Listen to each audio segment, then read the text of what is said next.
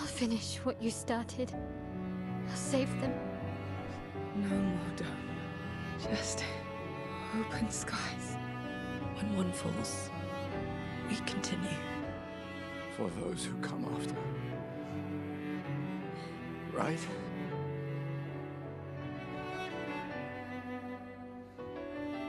Hello, everybody. Welcome back to the Boss Rush Podcast, a great place to play games and be better.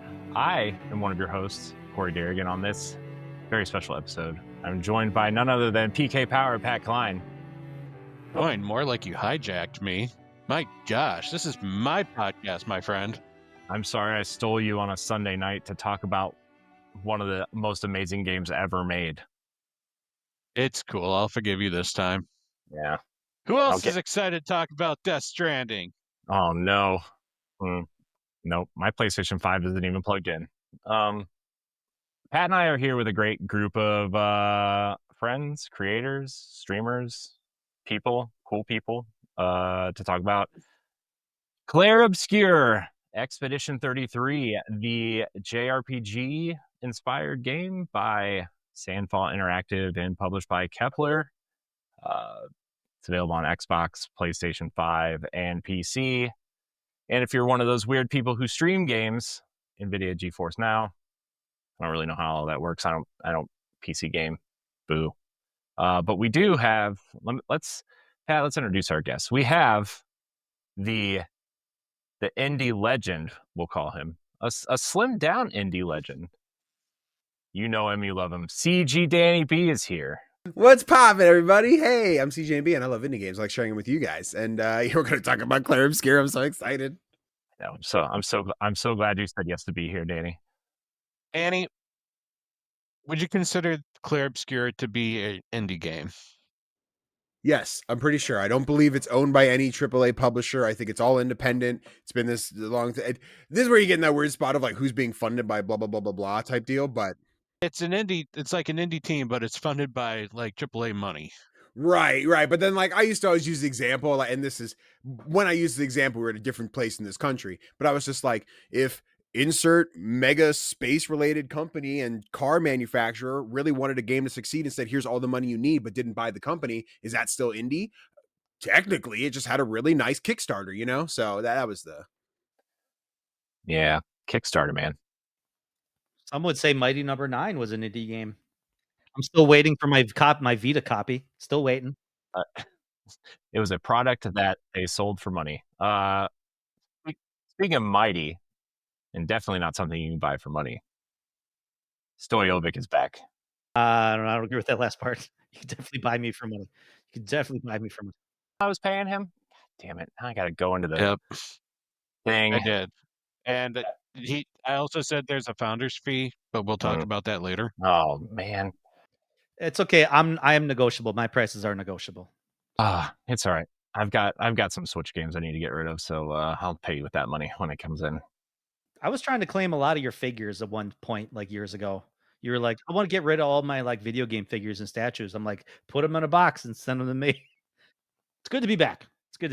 Yeah, it's nice to have some familiar faces, but we do have a fresh face in the Boss Rush community here.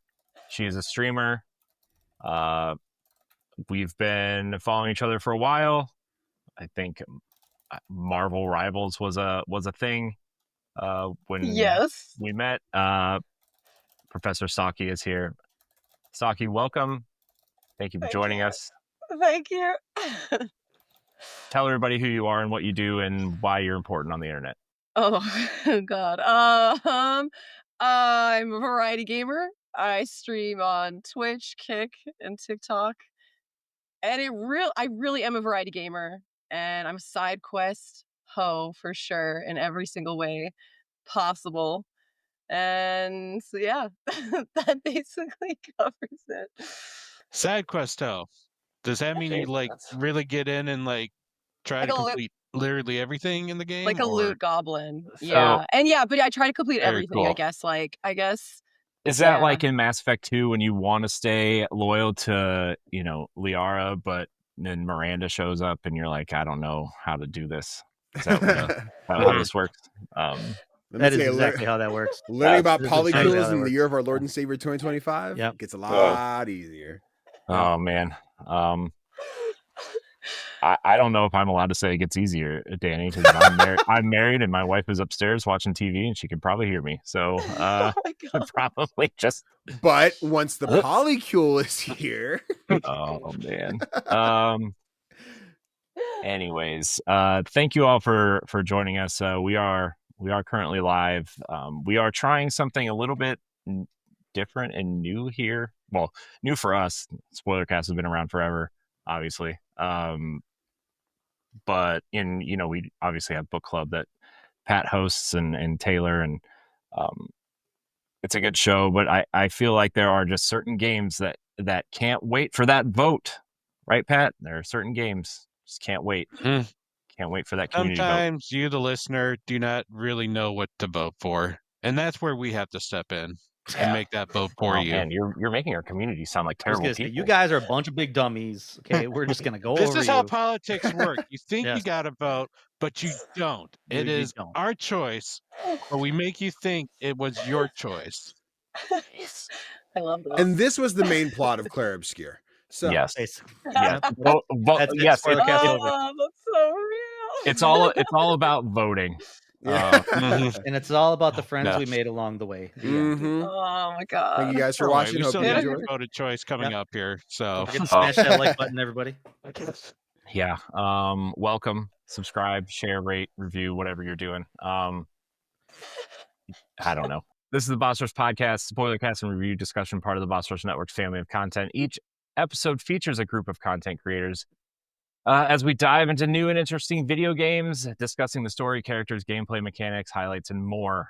You can catch the show on demand on YouTube, on our website at bossrush.net, and on your favorite podcast app on the Boss Rush Podcast feed.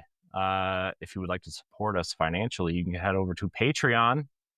That's patreon.com/Boss Rush Network. For just $1 a month, you get early access to shows like Video Game Book Club, expansion pass, exclusive content like our pre-shows, and more bonus content. But if you can't support us financially, it's fine.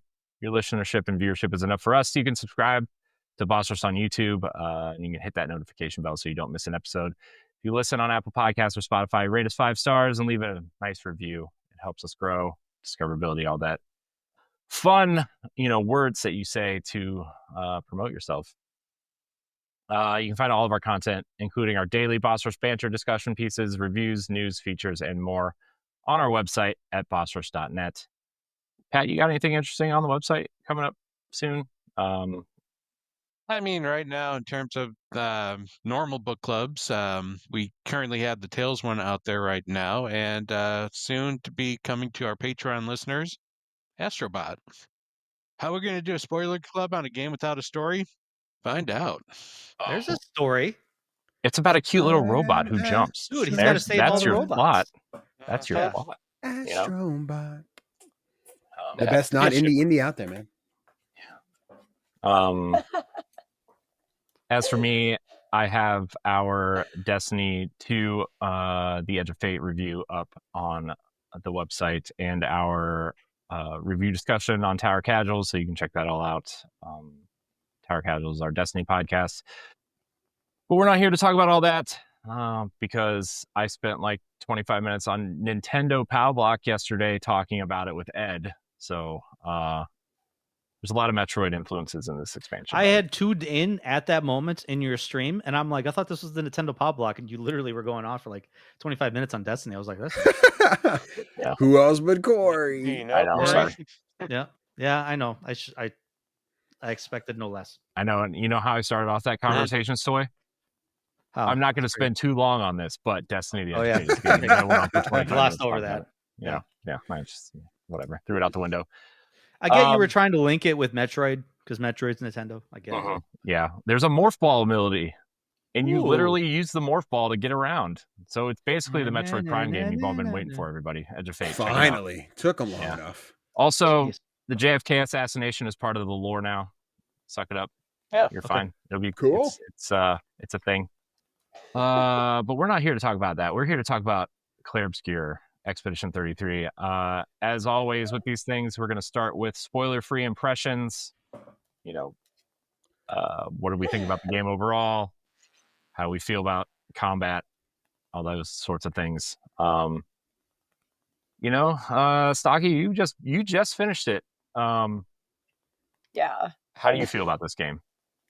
I mean, yeah, it's like the most, oh my God, it's so good. It's so good. I feel like game of the year for sure. If it doesn't get it, then I would be really weirded out and upset. But I think I just like cried a lot last night, honestly. I literally just defeated it last night, and I did like, I'm not going to say anything about them, but like I saw both endings basically or whatever. And honestly, it was like so insane. And like, my mind's still blown. I'm still addicted to the game. But like, I can't wait to ask you which ending you picked first. Yeah, we're gonna have a conversation. Yeah, we're gonna have a conversation. I'm sure about we that. all picked the same. I'm sure. But... Yeah, I know. No, we did not all pick the same. You wouldn't. We You already, wouldn't. No. Corey, I know Corey and I picked different endings. Yeah. Okay. So that's how I'm Yeah. Interesting. I'm curious. Yeah. Oh man, so good. The combat is good. The combat's so good. I'm just impressed that finally we have an overworld. I mean, RPGs back in the 16-bit era, 32-bit era, they all have had an overworld. And then once we got to like PS2 era, like all of a sudden RPGs stopped making that. Because I don't know why, for whatever reason, but now we have a AA studio that put an overworld into a game, and it looks amazing. In the initial trailers, I geeked out more about that than anything else. You know what I thought of initially, Stoy? Honestly, is when you walk out of Seed for the first time in Final Fantasy VIII, and that like it has this big overworld, and you're just like these tall, weird caricatures of your big party members, and it's like, oh, I guess I'll walk to this town that's theoretically miles away, but I'll just walk 6 inches and battle 12 guys. That was the beauty of those RPGs back in the days was, there was a massive world, but you could get to the next town in like less than a minute. And then when you get the airship, you could literally fly around the world in 30 seconds. Yeah, man. It's just too bad Times were different back then. Oh, I know. Right? It's crazy that Final Fantasy VIII is actually easier if you don't play the game. Most games are easier if you don't play it. No, I mean like it basically encourages you not to grind because of the leveling and the junction system, right? So it doesn't matter if you grind or if you don't. The enemies will all be the same level no matter what. That's really wild to me. Yeah, that's wild to me. Yeah. Skyrim, or not Skyrim, Morrowind took Oblivion. Thank you. Oblivion. Not Oblivion, fucking Arena. Not Arena. Daggerfall. One. Starfield. Shit. Not Starfield, ESO. Fallout 5. Wait a minute, that's not out yet. We're all gonna be gone by the time that game. Bethesda needs to pay you guys royalties now for literally naming all their games. Todd, send a check. Danny, how do you feel? How you feeling? Yo, I got a review code for this from Kepler back in oh god, was that May? I think April. Yeah, I just in case that's important for FTC and whatnot. I fell in love with this game when we saw it at whatever first Xbox showcase that trailer showed up. I'm like, this is interesting. This can't all be gameplay though, right? And then seeing everything in those trailers be like turn by turn in the moment action and gameplay was so like, this still isn't right. I'm gonna get this game, get my hands on it. I am someone I typically will sing from the rooftop so much. Turn-based is just not my cup of tea unless it's Pokemon or Persona. Usually kind of misses me. Clair Obscur does so much with the turn-based formula and puts in these like real-time strategy and action combat type of mechanics that make it so different from any other turn-based games that I've played. And I'm so there for it. The aesthetic, the visuals, the music, like everything in Clair Obscur is just so fine-tuned. And yes, it's challenging, which I think maybe like the only thing I was like, if there's an easy mode for those who just want that story so they can experience without the difficulties of pairing and everything, I think that's like the one thing missing. Otherwise, I think this game there is a story mode. Is there like simple? I recall saying something was like It didn't take out the parrying though. You still like No, you still Yeah, can but parry. it You increased still the window. parry. Yeah, it increases Okay. the window quite a bit. Increases the Then window, and the that's better. damage is very not it. Just not significant. You're meatier Okay. than the damage. Bet. Then hey, no complaints. Perfect game. You heard me right here. Yep. No, Is I love Clair Obscur. I'm so excited to dive in. Speaking to the What a Persona time. fans in the room, did you see? I mean, there's a lot of Persona influences in the UI Yeah, in the turn-based combat. I mean, absolutely. It's almost like the UI had like Persona in the Order 1886 had a baby. Yes, Yeah. exactly. Yeah. And that's 100%. like I didn't the so Order 1886. Wow. Yeah, that's during one I that hadn't thought of so in a during while. Wait that for game 87, dude. no, well, it was Anyway. actually 1892, I think was Yeah. the next one. And then 1896, I think was the trilogy we never had. The former CEO of Ready at Dawn actually did an interview talking about how they were planning a trilogy for 1886, and he'd said, these were the years we were going to explore. This is how we were planning on it going. Obviously Sony owns the IP and they can't do anything about it anymore, and Ready at Dawn is closed. So, but man, I didn't see the trailer initially. Like I saw like stuff on Xbox Wire about it. And I thought it was going to be an Order 1886 kind of game like that sort. I didn't know it was a JRPG until I like watched the trailer like a month later. I was like, oh, okay. So yeah, it showed well though. I gotta say it definitely got people's attention. It changed the formula enough because I think, Danny, like you said, most people out there are not turn-based combat people. I think that genre, that style of game died a long time ago, and we're starting to see it come out, recently, obviously with, the Yakuza Like a Dragon games that someone in the chat meant about. But for them to change the formula enough that makes it interesting, even for like Souls players, because you got these like Souls like players that love parrying, and it's like, here you go, you want to parry, here you go. Oh, you want to dodge? Okay, you can do that too. But I've heard the reference where it's like, this is a good game to play if you like Sekiro, Shadows Die Twice, because parrying was paramount in Sekiro. So A lot of people who actually played Dark Souls got into this game. They mentioned how the parrying took some time to get used to, but it ultimately led more to the enjoyment of the battle system, especially because those are the people that came in from an action-based battle system like Dark Souls and switching over to turn-based, which I would say is probably harder to do than starting from turn-based and going into action. Stoy, anything you want to say about initial impressions or anything? I'm a sucker for good character-driven stories, and these are about the most likable characters in a video game that I've ever played in a very long time. I think the Mass Effect series, obviously the original trilogy, I have a strong affinity to for obvious reasons, because of the characters and the likability of everybody, and they all have their flaws, and they're all trying to work through it. And all the characters, CL, Lune, Mael, Gustav, everybody else goes through it, and you're watching them go through it. You're watching them grow. You're watching them develop.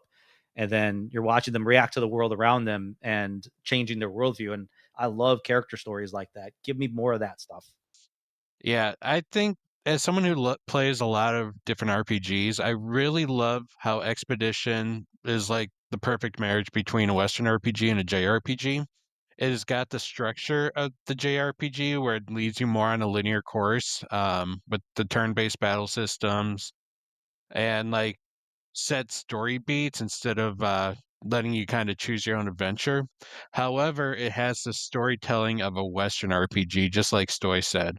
You get actual human like characters who have their flaws, who go through these like character growths, and like they make you invested into their story. Where JRPGs tend to kind of fall under the cookie cutter of like stoic hero, childhood friend, uh, old man that secretly has some sort of addiction issue or something. Like princess true. who's running away from her family. That's You know, so there's some guy with true, amnesia. There's seriously. some guy Yeah. with amnesia too. The wacky animal Nobody have character. amnesia. Yeah, there's always the wacky animal character, The man, or well, the okay, that's 10-year-old SK girl in with a this pet. one, That's but another one. Yeah, SK. Yep. Oh, SK. Whee! Oh, I Woohoo. love SK so much. I think every Mhm. player in this game has become their personal therapist. Yep. Yeah. It's just I love The second him. SK asks you if you want a hug, it basically you're like, okay, man. Oh my god, I'm gonna Yes, cry. I got you. Yes. I could use that, Yeah. man. I needed that today. Yep. Mhm. Oh, I can't. So emotional. Oh, when Yep. he was dancing. They gave you the choice. You Yeah, want to sorry. give SK a hug, and who in the chat said no? Who in the chat said no? I swear to God, kicking you out. you're So- banned. Banned. Yeah. Banned. You don't get So a hug from true. SK. You need therapy so that you can understand how I Well, would important giggle that every time he would say Mon ami. Mon I'd be like, ami. Oh Mon my god, that ami. is such a good impression. What the heck? yeah. Oh That's man. so good. Damn. I can't wait till we get to that. Obviously, the him talking to Francois, and just that whole conversation too. Love that scene.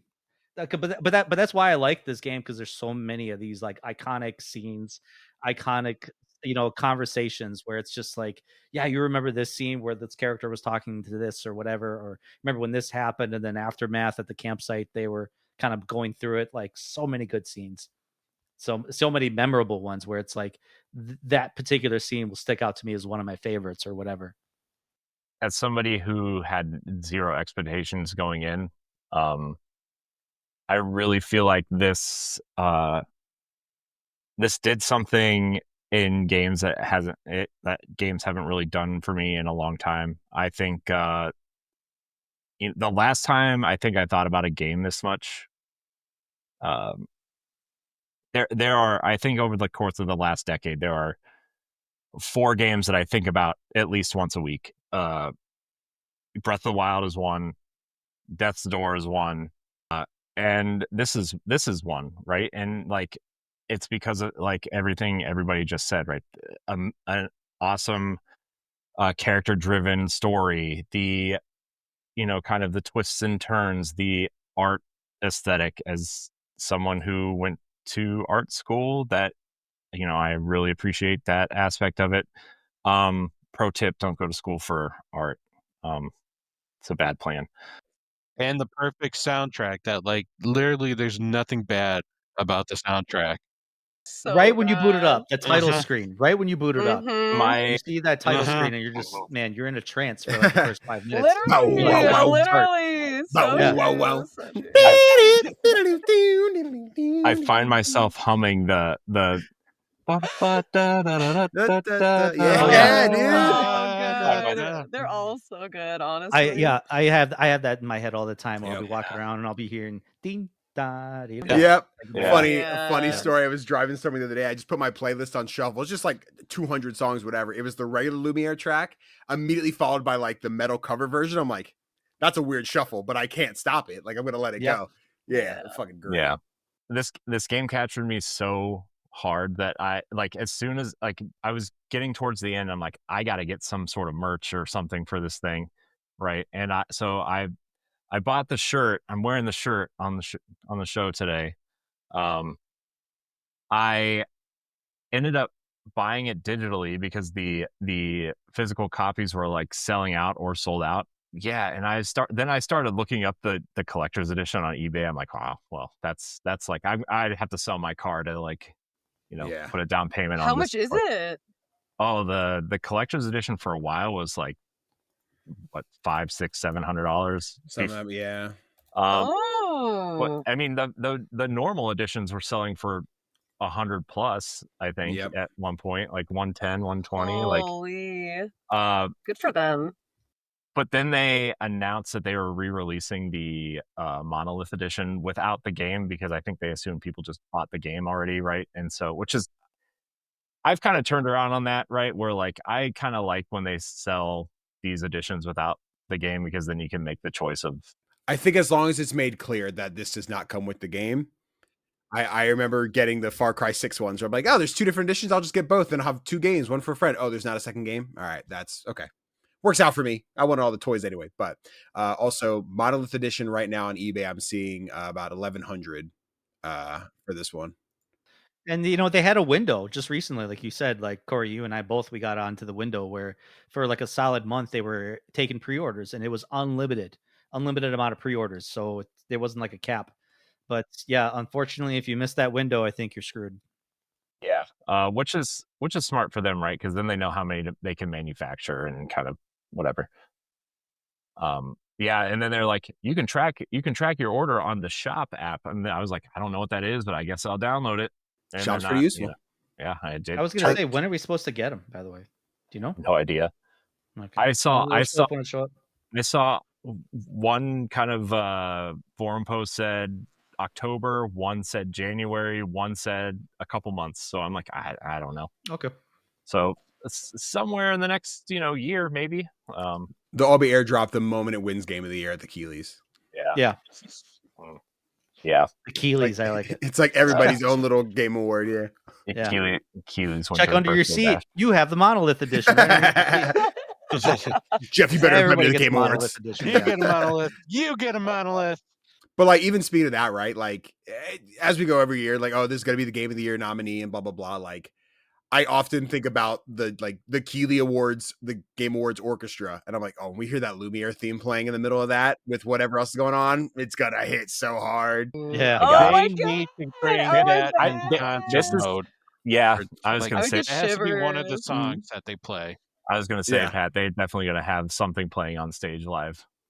Oh my God. That'd be crazy. It'll be the opera song, right? That because they'll trot her out on stage too, right? I was gonna say, like, honestly, I hope it's gonna be a melody. That would be a hope, honestly. I just need that bow wow wow baby. Like, just start. I can't do it. Yeah. Oh, whoa, whoa. Yeah. So good. Any final thoughts before we kind of move on into full spoiler mode here? Geez, we've all been holding back. So get to the spoilers. Yeah. Here is your clear sign, everybody. If you have not played the game and you do not want to be spoiled, this is your time to get out. Get out in 10, 9, 8, 7, 6, 5, 4, 3, 2, 1. We are full spoiler mode now. Pat, I'm turning it over to you. That is when you found out that the villain was actually the father of the hero. Sorry. That's not correct. That's a weird take, but interesting thought. Man. The villain was you the entire time, Pat. That's also not. You know what? It really was, actually. Well, I was going to say there's so many different ways. Funny, you can like throw a lot of these major like spoilers that like everyone uses, and you can throw it at this game and be like, actually, that kind of stuff. It makes sense. You throw it at a dartboard. Daddy issues. Yeah, I feel like that adds up. I feel like there's like really no dead kid. Yep, that's another one. There's no real like clean cut, dry, positive way to cut this, right? I mean, I think I agree with Dr. Front in the chat though, who the actual villain is. Yeah, villain sounds so harsh, but like it really does. Yeah, because like I really would think Renoir is kind of.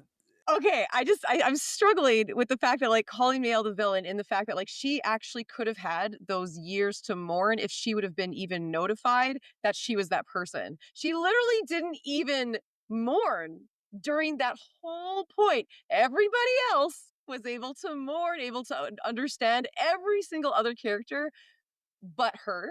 And I feel like it got like, as far as like the family goes. As far as specifically the family goes, I feel like, you know what I mean? But then she was literally living this whole other life. She literally started as a freaking baby. Like, you know what I mean? Like, how the heck are you not going to go that direction? You know? Yeah. It's like... But then suddenly at the end with that sword swipe, I think that gave me like shivers. As soon as I saw that sword swipe, I was like, oh my God. I'm like, that actually like just turned everything around for me mentally. And you see this little boy, right, suffering. I mean, I feel like though, at one point or another, we've all felt the way that Mael does, though, right? Like, I mean, not that we were all, horribly, injured in a fire and lost people, but like, I feel like we've all been in a situation where, like, if we could change something or just be in another reality for a while, like, we would do it in a heartbeat, Yeah, and that's from the mother's perspective of, the paintress herself, kind of in such deep mourning that she just decided to hijack someone's paintings. Mhm. Man, we're jumping ahead. Are we? Yeah, Are we I know following? this, sorry this about is that. a I'm spoiler sorry. cast. Yeah, No, yeah, I I'm guess- Yeah, I sorry. feel like No, I I feel- I'm jumping ahead. I should probably stop. That was my bad too, because I went. So back to way the beginning. the There's end, this yeah. big old rock with a number on it, and they said, "Are you 33? You're fucking dead." Okay. So, if anything, the relationship between Gustav and Sophie should remind everybody that sometimes you have time to reconcile with people that you care about. should also remind people that sometimes you don't. Yeah. Sometimes you don't. And if anything, I think what made everybody emotional at that time is that they had time to kind of at least not bury the hatchet. That's not the phrase I want to use, but like, I guess come to terms. Yeah, with their relationship and where it went. I do like how, like, if you go into this game completely blind, you have no clue what the Grammage even is. Like, even seeing the trailers, you're not quite sure what the Grammage is. All you know is that Gustav is not looking forward to it, but apparently he gets to run into his ex, which, is being encouraged for him to check it out or, check out. It's almost like, what is it? Is it like someone going off to war, or like this is a time to like say your goodbyes, but we don't really understand just how goodbye the final like it is until we finally get to that scene with the paintress. Well, I mean, you get to talking to people, the other people in the party in the group, and you can obviously skip all that if you want. But if you're the type of person that walks through and talks to everybody, you can kind of get a sense what the homage is. Yeah, I think Sandfall does this awesome thing of, again, if you've seen the trailers and like you go into this game knowing what you're playing, you understand what the premise is. Everyone dies at the matching number and blah blah blah. But yeah, like you said, if you're going into this having not seen anything, this is a brand new experience. They set you up in this world where you're like, all right, well, here's this pretty handsome man who like falls in love with a girl, but his little sister's like, oh, why don't you do something about it? Like, okay, cute love story. And then yeah, they mention things like the Gomage, and they're going on and telling you like, these are things we deal with, but without expressly saying like, this is what it is. You're hooked by this mystery of what is this event that's taking place, or like what is this ceremony or this celebration that we're about to take part in, which is not even a celebration, it's just an annual thing we know is going to happen. And it's not this panic and this like, let's all run around and lose our heads because we know we're all about to die. It is this like almost sacrificial moment. Right, where they know this is their sacrifice. They kind of stand there like this is where it ends, and they have their last moment of, you see parents holding their kids' hands, or like siblings holding the hands, or loved ones like being separated all of a sudden.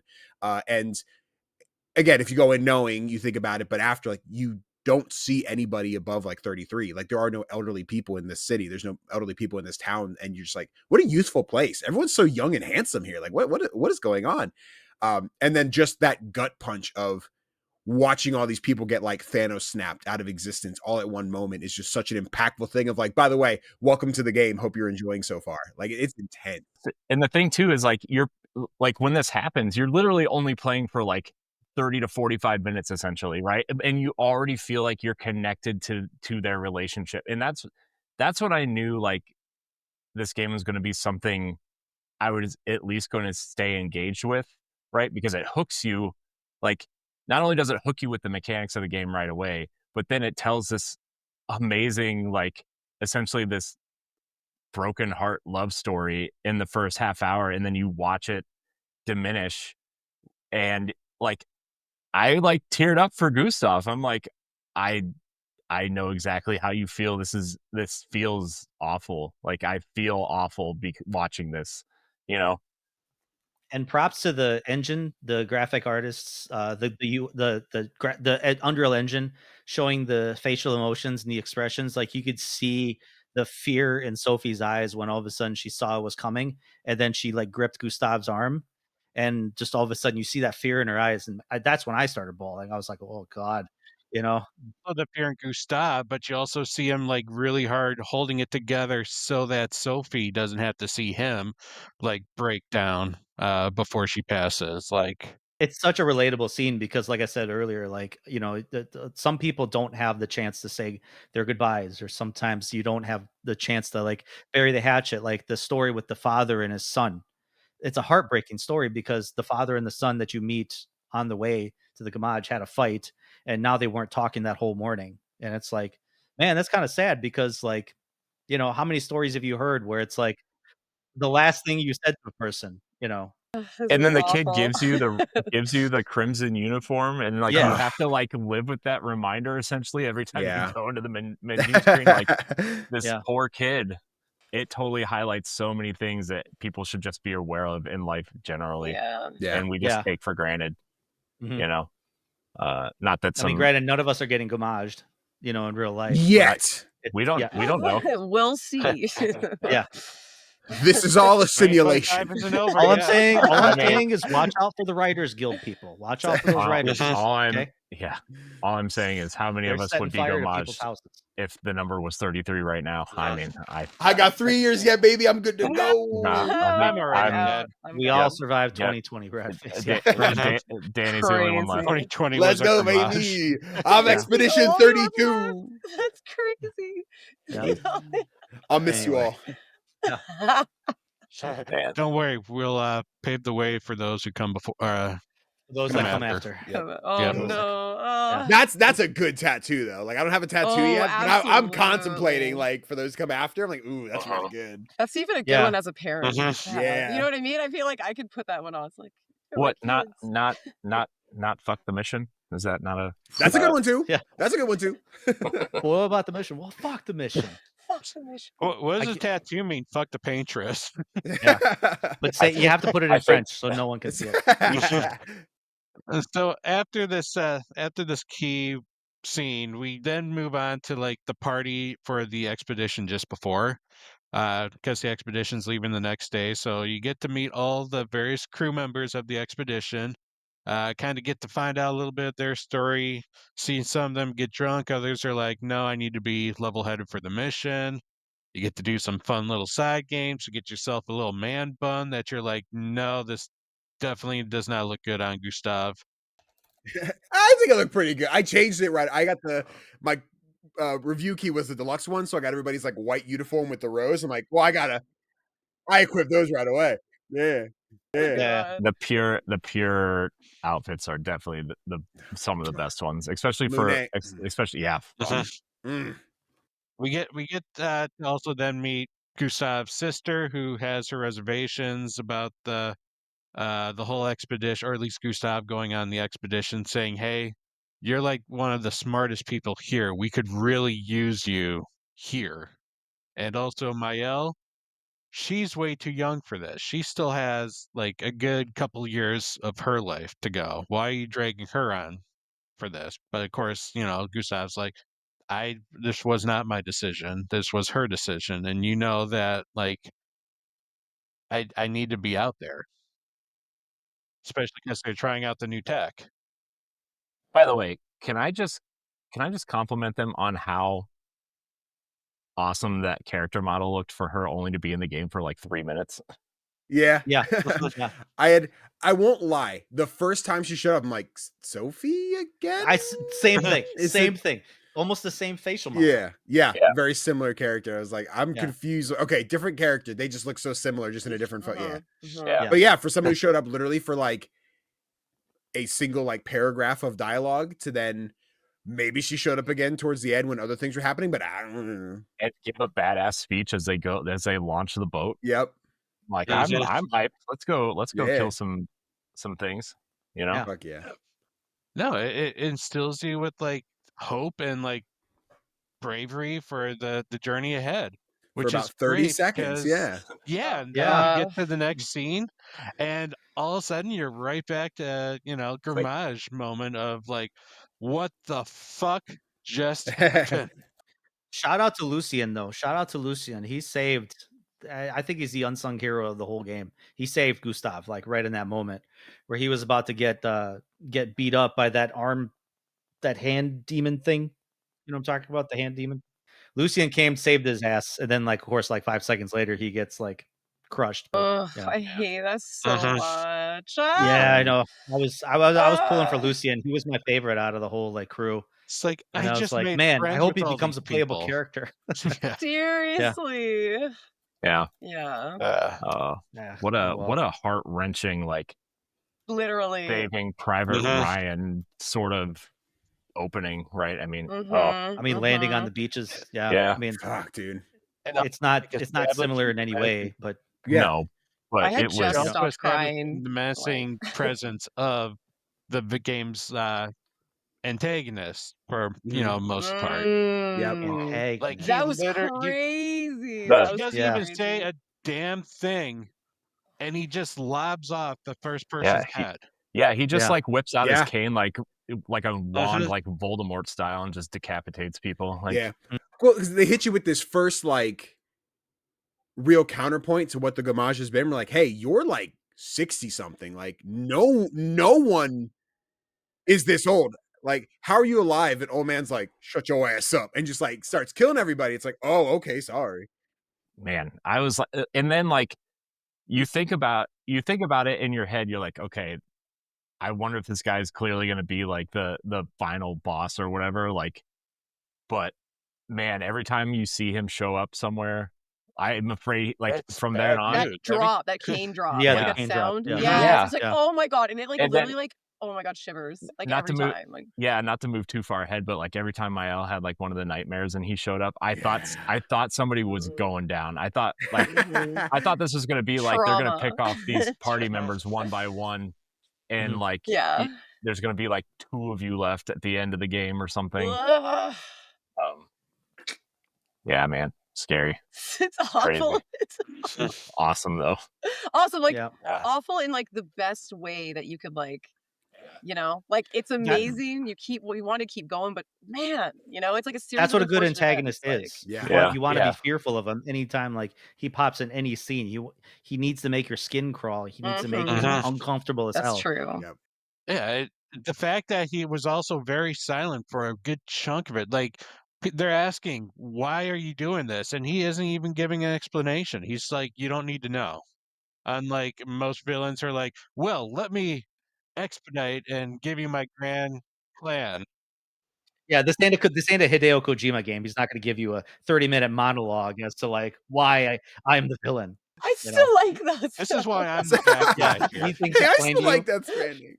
It's Oh, it's good cool God. though, because like even when he doesn't say anything, like it just makes you undoubtedly question that he's a villain, and like obviously we learn the truth later, like maybe sort of is but isn't, like man, it's so good. Technically, that version Well, is a yeah, villain. okay, yeah, that version. But Yeah, depends on Well- which version of Renoir are we talking about. Oh, Yeah, right. Spoiler to the That- Spoilercast, there are 2 versions of Renoir. Yeah. Yeah. There's 2 versions of a lot of characters in this game. Yeah. Yeah. That yeah. one was like a mind fuck. hmm The person Like, that was this with you this in is the camp, version that his wife sees him Wait a as. second. He was there. Yeah. Well, He was He is chilling a with you. stone cold can't wait till we talk about bitch. the curator. Yeah. So let's segue to the first camp scene with Gustave and Lune. Sure. Not quite. I d- Yeah, well, we're not- we Arguably, haven't gotten I was to- gonna. No, we need to Well, go there now. psych. Now you gotta wait. Dude, Oh. we haven't, like, Gustav is already, like, he's separated from everyone. He's I want to talk about. I want to move on. we're gonna get there, bro. But we Okay, have to okay, explain all right. all Stoy's too Fine. eager. Gustav Fine. is like I am too, This is- honestly. I'm like, Yeah, okay, all right. This is a slow roasting podcast here. Yeah. guys. That's fair. That's fair. That's fair. Stoy. How does Gustav run into Lune? It's a very important scene because I think the shock on Gustav's face on the beach where he was like everything is going wrong, and I think with all the hope that Gustav had that his Lumina converter, the magic device that he built for the mission, and obviously having hope that he was going to be with his expedition all the way through, I think hit him hard. hit him hard. And once he saw the corpses of all his dead comrades, I think he just sat down and he said, "This is it. This is it. We can't go anymore." Of course, this was when he thought he was all alone, and one of his special abilities is obviously to like materialize a handgun. That's one of his weapons in combat, and puts the gun to his head. And then all of a sudden, Lune, the real hero of the story, comes in and says, "If you do that, you kill both of us." Which in this moment, I'm like, she's an illusion, right? Like she's not real. This he's seeing something. I'm like, okay, no, she's real. She's real. She's here. Okay, cool. Yeah. And man, she turns out to probably be my favorite character in this entire game. She is my favorite. 100%. In one of my top, she's amazing. With or without shoes. Yeah, with or without shoes. Man, her speech during that is like just one of the most rousing speeches out there. Like that's what I wanted to talk is about. Right down away. there, yeah. And that wasn't the campsite though, right? Wasn't that just like she gives like an initial one while they're sitting there, and then she gives another one at the campsite. Yeah. When they're sitting down right before that first initial battle with the, where you fight with Lune. Okay. There was a small tiny speech, and then the first time you make camp after you get out of there. That's the speech I was talking about. That's the one where she's like, about like the motto of the mission, about it's not like if we're coming back, it's not if we die, it's not when we die. If one falls, it's when. Yeah, that's the campsite speech. Yeah. Whew, man, that was a good speech. Yeah. Like, dude, make this girl the leader. I mean, I think she arguably was. I mean, she was the one that kind of did a lot of the expedition planning. She was the one that picked the landing spot where Expedition 0 started. I mean, Seal 2 kind of kept things together, like mentally, kept people together mentally, like Mayel, for instance, and like even I feel like, but I agree, Lune had a more significant part, but those two were probably the most like calm. Like, Lune was not a people person, so she probably would, if she was the leader, she probably would have rubbed a lot of people the wrong way, I feel. Yeah, she's driven too much by logic. Her family upbringing was not necessarily the best. I think by her parents, she was treated as, I think in one of the journal entries that you find later, you find out she was not a daughter to them. She was just the next phase of their mission. And I was sad. Like, man, like she wasn't even really, she was just treated as like an apprentice. I know we got, I think, more to go, right? Until we get to that first camp scene, or are we talking about the camp scene? Yeah, we can jump to the camp scene. We basically, we get to experience the world a little bit, check out the combat system, After all the blood and gore, we see that there is beauty in this, like, mystical, like, area that we're in. Like, it's a very pretty area, and it's got some good music involved. But all we know is that we're supposed to go to this like rendezvous site, and so that's where we're going. And this is where you start seeing like when you go through the second playthrough, you start to notice things, like especially like going back to the beach. That sequence when everything was blowing up around you, and Gustav looks back at Mael, and who's over Mael's body taking care of her? Who is it?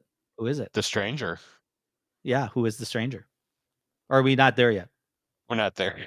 We're not there yet. Anyway, but yeah. So and then when you get but then when you get to the indigo tree, there's the note, that says like, "Hey, I took Mael to this place. Meet us there." Yep.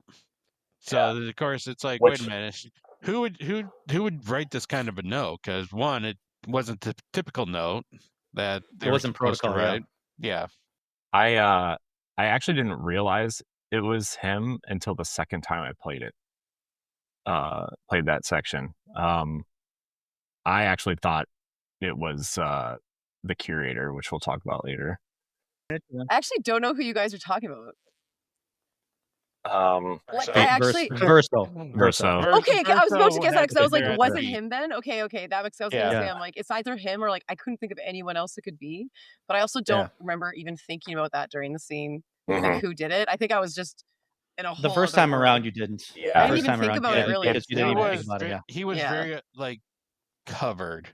Mhm. Yep. So like you didn't know exactly who it was. It was just some mystery person like Oh was wow! in the Gotta battlefield. play it again. Yeah, and then you see, Mhm. but you watch it, and then you see that little streak of gray in his hair, Oh, okay. I'm and gonna then look it's for like that. that's how I'm you know gonna it's look for him. It's like, that. there he is. Oh my Yeah. god! It's Ben He Starr also showing up again. reveals it later Ben on that he was at the beach during the time. He Mhm. reveals he was Dang. around quite often with the Yes, group, he was. but never showed Oh himself. my god! Yeah. In fact, I, Gotta that replay. was a really tough conversation he had with Mael, in Yeah. her Yeah, when her Mael character asked, chapter. yeah, when Mael Mhm. asked that question, and anyway, Yep. Yeah. It's all hard to but hear. yeah. Yeah. So we go into the next area. It's called the Flying Waters, and it is a very beautiful area that like it just gives you this illusion that you're on the seafloor. And it's pretty, but my gosh, do you get lost in that map? The first time I played it, I went like it was like probably 2/3 of the way through the area, and I went the way where like the mime is, and I was nowhere close to being strong enough to fight the mime. And I was like, but so like my only experience with the mime up to that point though was on the harbor as like that tutorial essentially. So I was like, oh, a mime, I got it, yeah. And so I was like, I attack the mime, and the mime like has no damage taken off. It's like I don't know, like Mhm, builds the mhm. wall. Those He Yeah. slivers. wall. Ah! yeah. I just And see then I'm the Age of Ultron moment where Iron Man's like beating up Mhm. Hulk, spits out the tooth, like, I'm sorry. Yeah. I didn't mean Oh to. my Essentially. god. Yeah. Oh And then my and then the god. mime did that like running charge where he swings his giant hands at me and like Yeah. just murders me, and I'm like, oh, I maybe shouldn't be here yet. Yeah, what's even more terrifying is if you actually escape the battle, and then but the problem is that he turns around and starts chasing after you right away. You start running like crazy, like You're trapped in here "No!" with me. So scary. Yeah, So scary. Mimes are If there terrifying. really was an antagonist in this, like a true villain in this game, I would say the mime is the true villain. 100%. Oh my god. 100%. Something about mimes. I would just suffer through it. Every time I met a mime, even though I was usually underleveled with like a certain mimes, I would just literally play it for like an hour, just like parry until they were like slivered away. And it's like it was like so bad. I'm like, why am I doing this to myself? A side note from the story, right? But there's a TikTok audio where I've seen with Marvel Rival stuff, but it's like someone getting jumped and they like turn the fight on him. It's like, try the fuck again, bitch. Try the fuck again. And that was like my go-to this entire game when I'm getting my ass slapped by anything. It's just like, you ready for the attack? Ah! Bam, there's the real one. I'm like, you suck. And when I'd finally get it down, I'm like, try the fuck again, bitch. Yeah. And like just getting excited. It's so much fun. It's so much fun. The Satisfying. gestural boxer, the one Yeah, that kind of yeah, throws yeah, the fake on you, Yes, and then he kind I of follows hate up with the other that. one. Yeah. Oh god! I Just when hate you think you that. get Mhm. it, you parry like the first attack, you hit him, and then he comes at you with that, and it's like you fucked up when you hit Yeah. the dodge and nothing happens. It's like shit. There's some good YouTube videos out there with like the character that's always like freaking you or like messing with you. Yep. I forget who it Mhm. was, but it's like this guy's like in a rabbit suit. And he's just like doing all these like getting ready to like punch or do his move, and the guy's like dodging, and then finally the rabbit's like just like a throw punch, like really fast, and it's like, where was the wind up to that? Yeah. I think that's the beauty of the combat, because you really have to learn every enemy that you encounter. You have to learn their tells. You have to learn what attacks there are. You have to learn the timing. There's timing involved. There's audio cues that you have to listen to with the attacks to help you kind of plan to parry. And it's kind of like easier to learn but hard to master in the same way. So it makes combat fun. Like you actually want to get in and you want to learn the enemies that you're fighting against. It does have that Souls like feeling, right? Like I'm not like a huge Souls person, but like learning the enemy moves and stuff, right? Like that's kind of like the whole thing, and like it really got me in that mode of like man, okay, this guy's gonna swing like, 3 huge swipes or maybe like 4 quick swipes or whatever. Like I loved it. Loved it. That fucking gesture. Oh my god. What about the one that steps on you?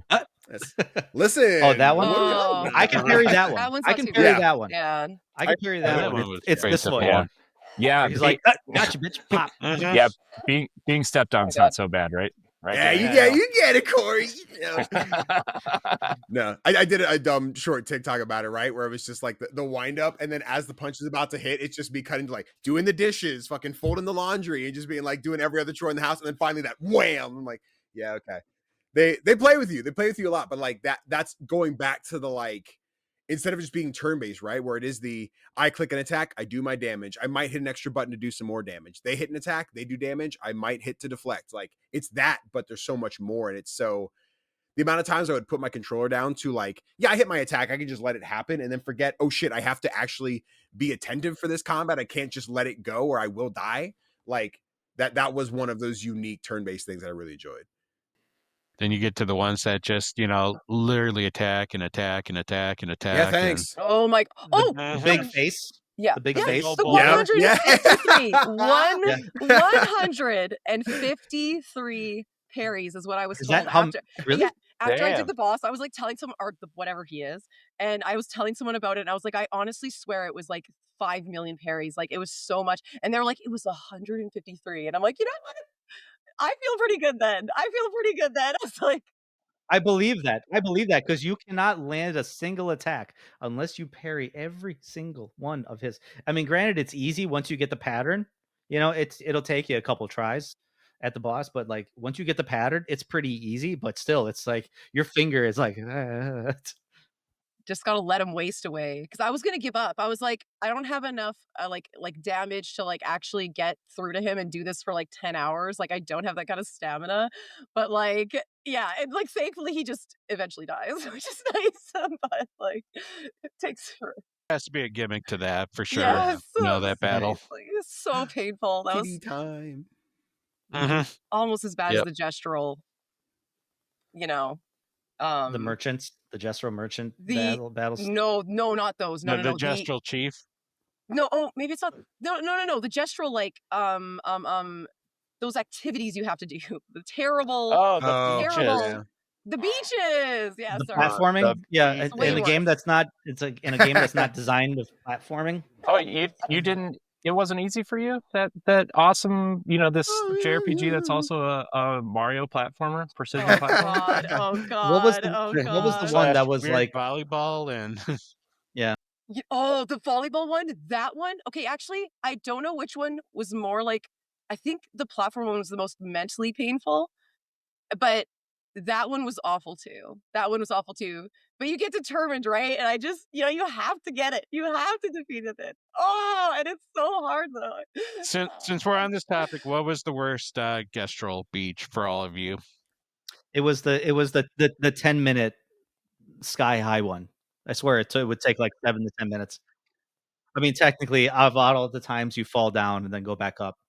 Yeah, you feel like that would have been the last one too, with all the celebration they do when you get to the top of it. It's like, there we go. But then it's like more come. Yeah.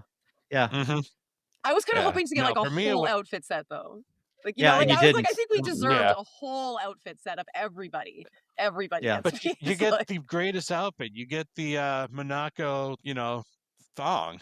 Yeah, it's true. It's Bikini like, thong. That I was not. Wow, excited about. wow. Yeah. That's like, That's no. why he has that music. It's for that swimsuit Mhm. outfit. I guess from what I understand is the director's dog is named Monoko. oh, So that's when they did the so song, they're like cute. bow wow wow. I think is how that worked together. Ow, wow. Yeah. Like, okay, to Well, even piece that together. is Monoko- amazing. Monoko's character, because he's a Verso's painting, and I think it's the same thing. He was painted based on Verso's dog at the time too. So many little small things. So, can I say one of my favorite lines in this whole game was in the campsite? Going back to the campsite when, Gustav is like, "We gotta go. Like, we gotta find Mael and we gotta get out of here." And Lune just turns and she's like, "I didn't take you for a coward." I was like, "Who the fuck are you?" But that was when the conversation got amped up because like Lune is just like going into him, the type of leader that you need. That's why to me, I always thought Lune was like the leader of the group because she was the one that kept everybody on task, kept everybody forcefully motivated, and obviously called you out when you weren't giving enough. So that was such a good scene. It made me love Lune like right away. I was like, that's yeah. Don't think she would have done well with Mael though in the beginning. I feel like that's why Gustav was more the leader in that part, was because he could, keep Lune under control while still giving Mael the comfort that she needed. Because everything was just like this is how Gustav was feeling as a 32-year-old. Mael as a 16-year-old witnessing all of this is definitely something that would like an absolute shocker for her. One of the first or second times Mael had that nightmare, and she woke up and everyone in the party was trying to comfort her, and Lune's like, tell me a little bit more. Tell me what you see. What did you see? What did you see? What was the environment around you? What was the character standing in front of you? And everyone's like, chill out. And then Lune's like, you're right. You're right. All right. Well, we do eventually find Mael. She's in this. You go through the story of what looks to be like for a piece of a manor, and then you go into what now looks like the Resident Evil manor, but all in gold.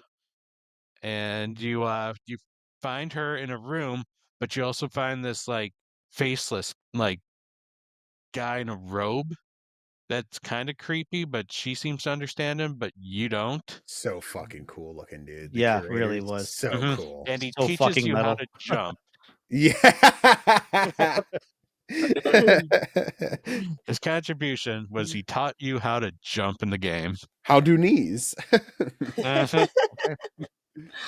This guy is the curator, and he comes with you on your journey to kind of teach you, or he helps upgrade your weapons and your skills as long as you have the equipment for it.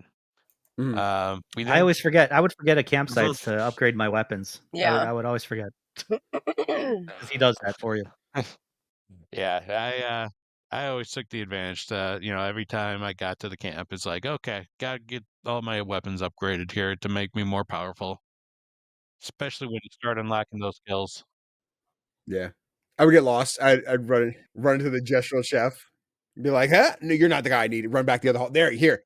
Make my sword bigger. Thank you. Yep.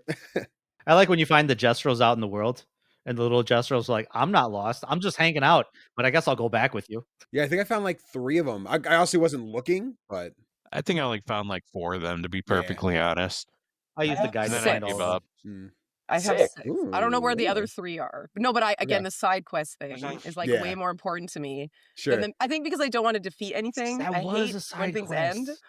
Mm. It's a side quest, Actually, what? I think you can't find them until you get to Act 3, or is that when you can find all of them?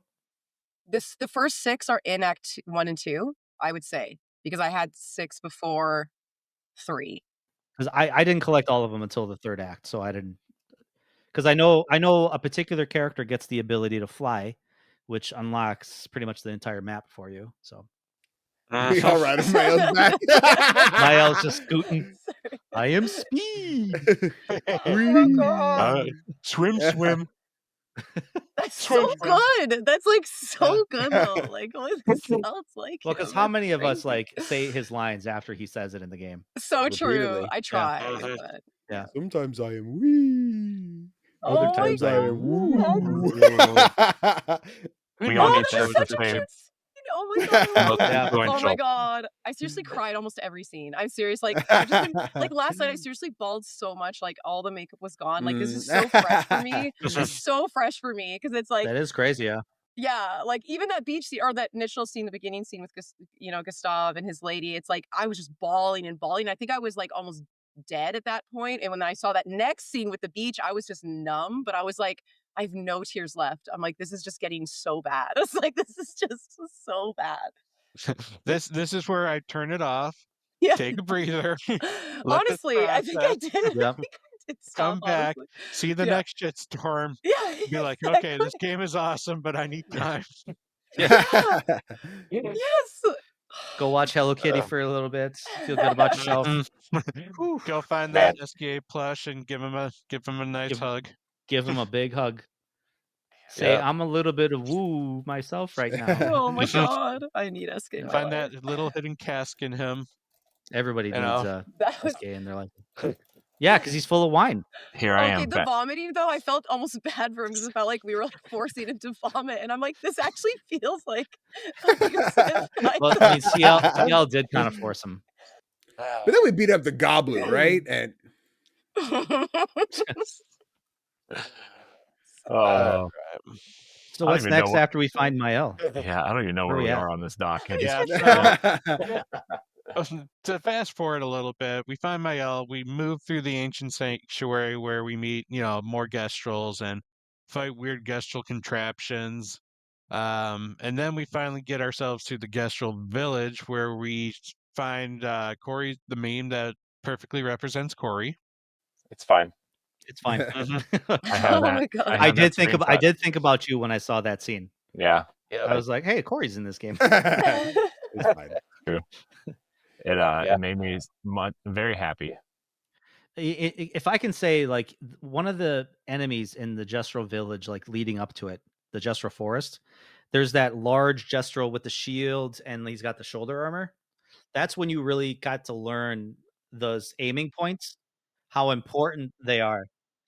Because if you take out the guy's like shoulder armor, that takes out his whole arm, which just debuffs him like totally, like makes him like useless practically. Because he's a powerful boss at the time, and he's just normal enemy fodder. You take out that shoulder with a couple good well placed shots, at least before he puts his shield up to defend. And yeah, you turn him into a weakling afterwards. So that's where you really get to learn how important those free aim shots are. Then later on in the game, makes those free aim shots like questionable. Do I go for them if they risk buffing up all the other enemies? Like the one that's like, oh, the only way you can really hurt this one is by hitting him with free shots, which he has like all those fireballs around. But every fireball you hit adds like 2 shields to literally everyone else. But some of them are projectiles. So you got to kind of pick and choose, because some of them, if you don't take them out, they'll shoot at the party, Oh my god, amazing! I forget how awesome they do the step by step, because I forgot that was the first time you start shooting actual things on the, and instead of like, but then you learn the obviously the dodge, the parry, the jump, like all that kind of stuff. Which I always stick to parrying because I think it's hard for me to brain unless it tells me to jump.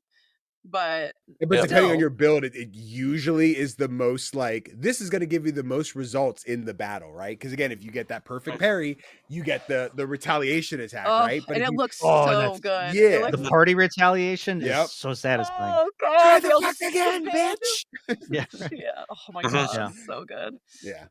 Hey, just to answer a few questions here in the chat, people really want to know, Professor Stalke, where can people find you? Because a lot of these Stalke. people don't know you yet. Oh shoot, yeah. Oh, where can you find me? I guess on same username on Kick and Twitch, and TikTok is Professor Stalker. Nice. Twitter is Professor Prop Stock. It's all different, but I think if you look up the name, you'll still find it. She's got a link Yeah, tree. so Put it all together. I do have a link tree. Yeah. Yeah. Like I guess I could post that. I gotta Of course, find he like asked a for the link for pretty that. one though. And Danny, you have a secret, a not so secret admirer in the chat, it looks like. I do. Everyone Yeah. loves Danny. Yeah.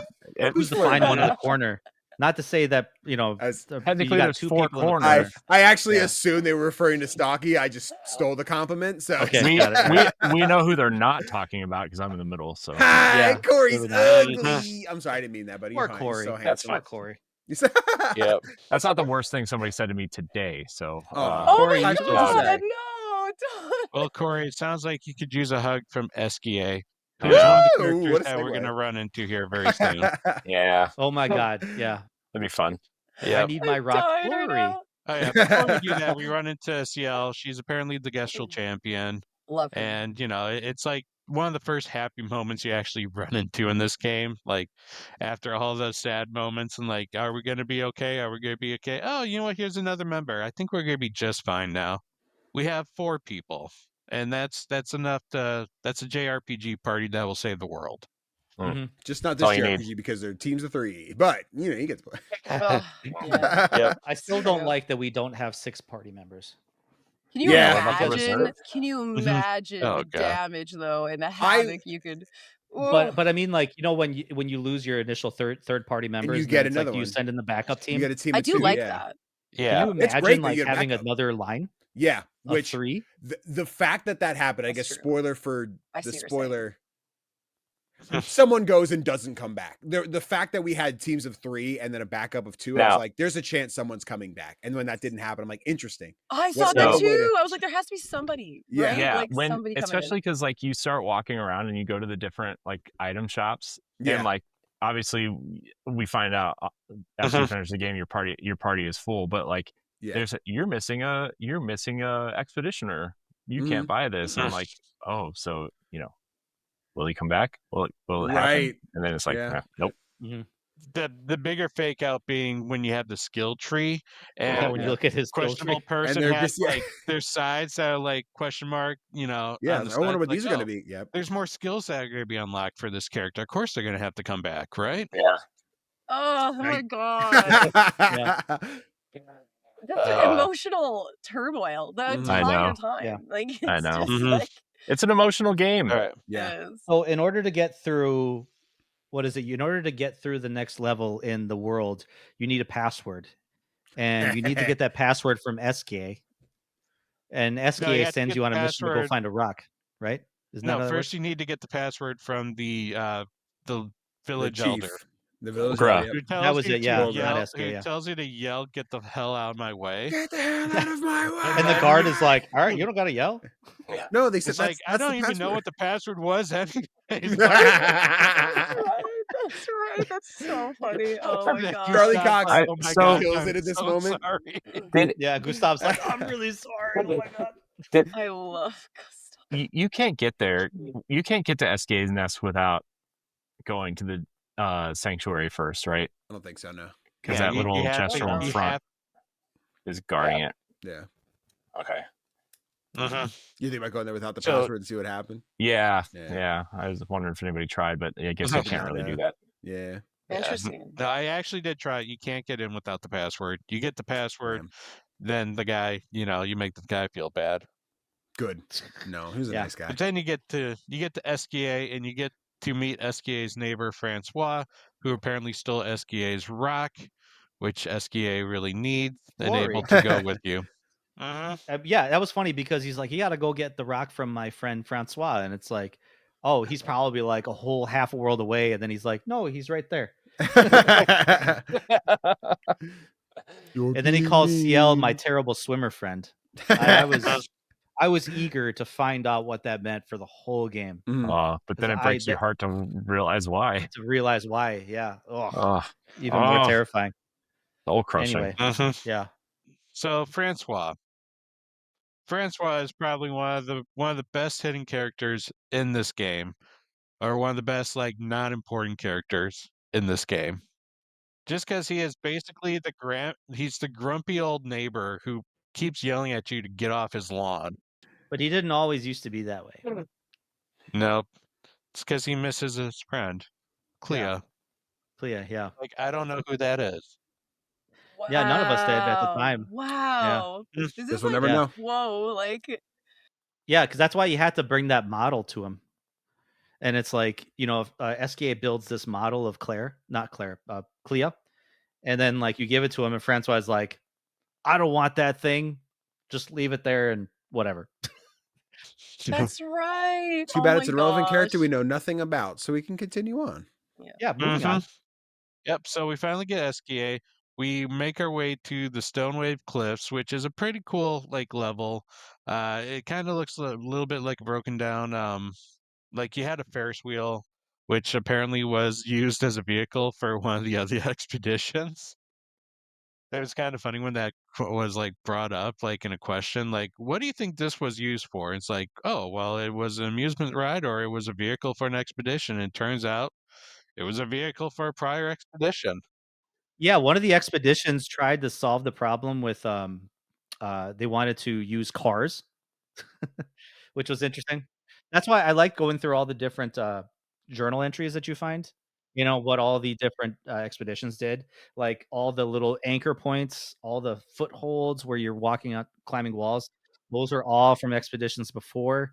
There was the infamous Expedition 66, where they were super jacked and they ran around naked and Yeah, actually made it dude. all the way. They made it all the way. What? So maybe I didn't read that one properly. Yeah, Which one was the I didn't. expedition that accidentally ate the mushrooms?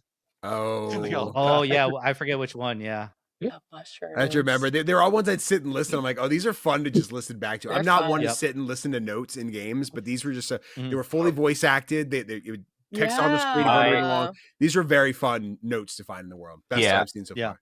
My one complaint about the journals is that you couldn't just listen to them and walk around the world, keep walking around. I You had would to like stop. that. Yeah. That would have been really cool, actually. Yeah. Stalke, you were asking something. Oh yeah, I wanted to ask if you guys did you guys get the it was on another gestural beach, but it was I just listened to it today or whatever. It was the gestural lady, how she had been basically in the gestural area, trying to figure this beach thing out for months, and she Yeah. was just I don't even know why people are on this expedition. She's basically I'm just here months trying to solve Solve this it. thing. And I'm like, damn. Yeah. I was she just fell off the map. Oh, yeah. a little bit. But yeah, but I wondered if you guys saw that one. I don't think I did, no. I don't think so either. Yeah. I feel like I did, but don't remember it. You have to Huh. fly to get to it, so it's Yeah, in a that definitely little is one. circle thing, Yeah. or yeah, dive. no, I beat all the beaches. I just Hmm.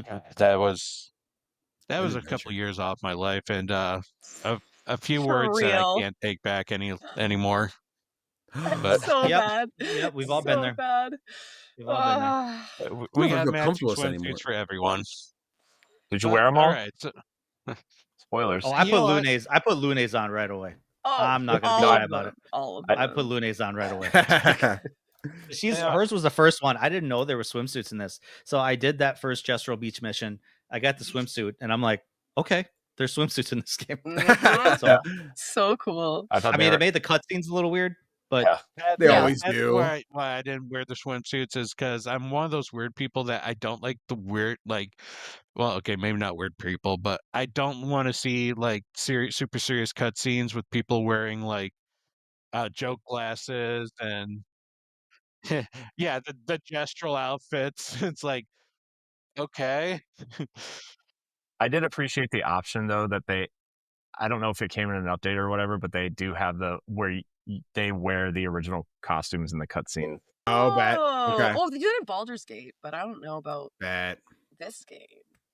When we get to the end here of Act 1, we finally get to this creature called the Lamp Master, and it is one of the rare two-part bosses, because once you beat it, it comes right back again, and you fight it again.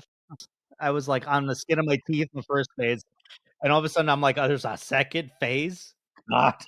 This is really funny. I was telling you guys when we started, I have a friend who's playing right now. He just finished Act 1 an hour ago as of recording this.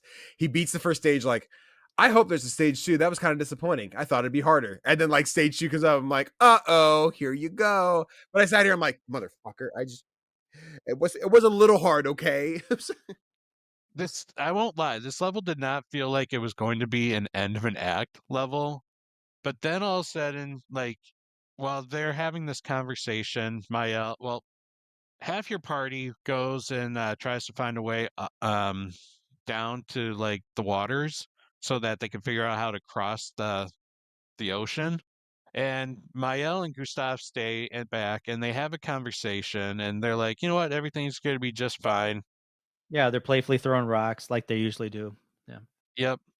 Not paying attention to footsteps behind them. That And cane. then Professor and the Stalke, cane. I do. Yeah. What's that? The cane sound.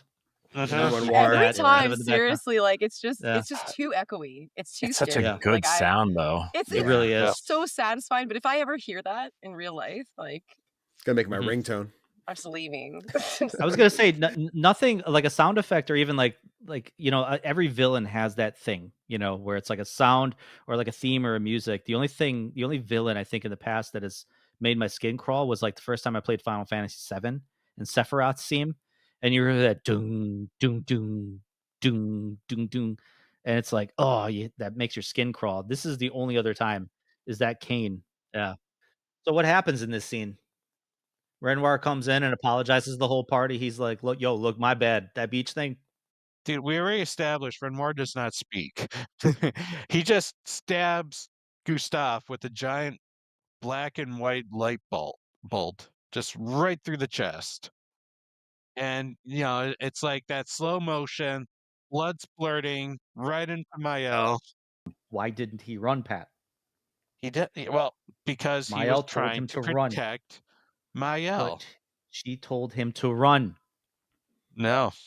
That Then we isn't wouldn't be how sad if Gustav he was. ran. Yeah, If he ran, we wouldn't be sad. Yeah, then we wouldn't get to cry again, which Yeah. is so great. Of course. Yeah. I think Yep. this is a great thing that they do, right? We start this game already like super sad with everyone dying, and all of Act 1 is really this like, hey, maybe it's not so bad. We're finding lost friends. We're rebuilding a team. We're having these funny moments with like Francois and the get the hell out of my way. Like we're getting these peppy, cheery moments again. We just defeated our first like major boss. Like things are going really well for this team. And just in a blink of an eye, like you are put into this combat scenario, right? Like Gustav gets run through and then the combat kicks in, right? You as Gustav alone are fighting currently still unnamed character, right? And it's like the HUD is up, you're doing no damage, he's fighting you back. The cutscenes are continuing with the HUD on screen. It is this like false hope of like you have a chance to get out of it. You build up that overdrive, you do the overdrive, and then the arm falls off. And that's when you're like, oh shit, this is happening. Mm-hmm. It is that brutal. look, the light. Uh-huh.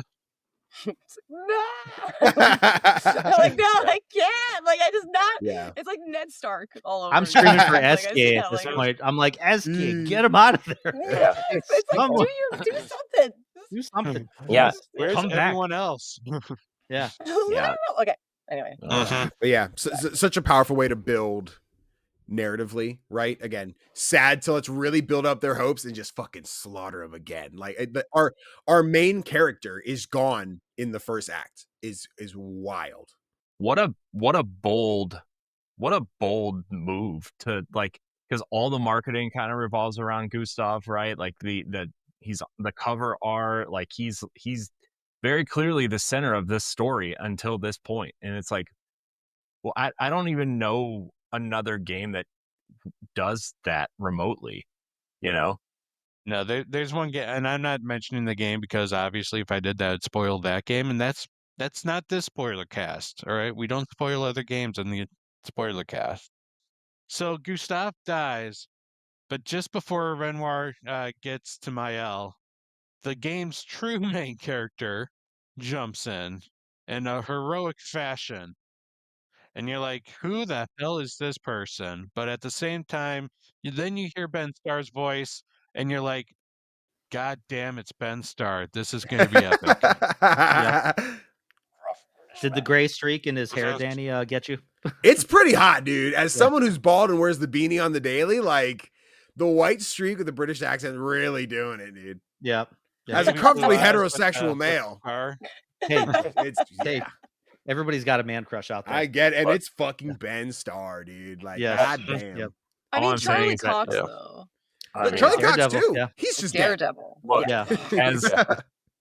as Not so two hot. people who met Ben Starr at PAX East last year. What a cool And, guy. No way. Look, Yeah, his, Pat sent me a picture a couple months ago. I was like, Awesome. you bastard. Pat, I'm pretty sure his sweater was like one size too small, and Yeah. I think everybody was just way too excited about it. All I'm saying. So he's in on the joke. I'm just He knows. Oh, no, Come on, he's Ben got to knows. know. Yeah. He's got to know, yeah, for sure. He's eating it up. I He's, mean, come on. I like that. I like that there was a behind the scenes video Mhm. of the voice actors Yep. that played the roles, and and they're Ben Starr's. mentioning what they did. Or Yeah, Ben who they Starr were was in the like, game. "Hi, my name's Ben Starr. I play," and it's like the camera pans over to the It's like, writer, and "I'm the writer's Verso."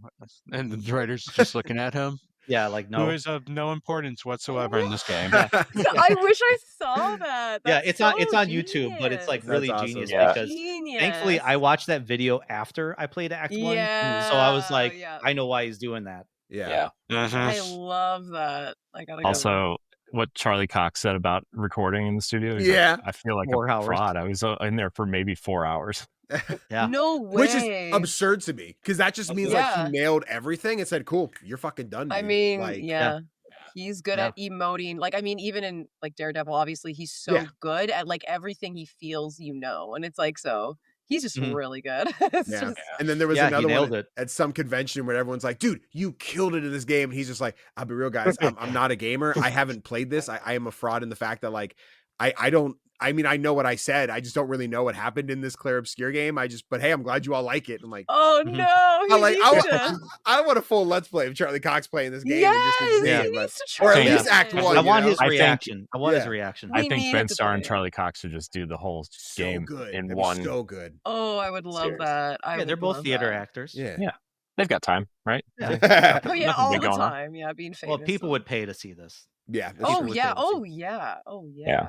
I'd throw money at it. It'd Yeah. be much better than that Nolan North Troy Baker one. What? Yeah. You didn't like that? I mean, I liked it, but I mean, this would. I be remember the better. early days. The, yeah, I the agree. Indiana Jones commercial?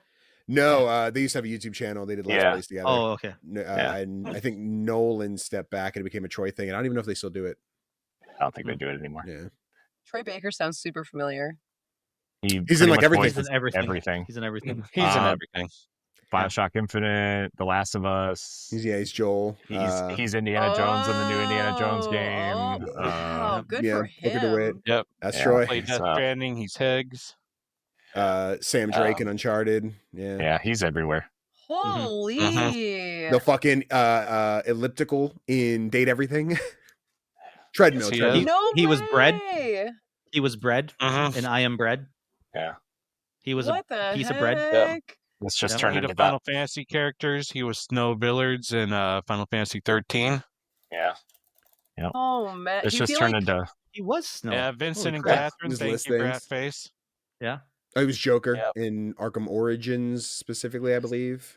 Yes. Yep. Oh. He's also Batman in the Telltale. games, I Telltale. think. Yep. Mhm. Yeah. I Let's wonder talk about Ringing Troy any Baker bells, rest of- Professor Stalke? I mean, I- Ringing any bells? What's that? Ringing any bells? We Oh named, yeah, like, no, every I mean game honestly, out there.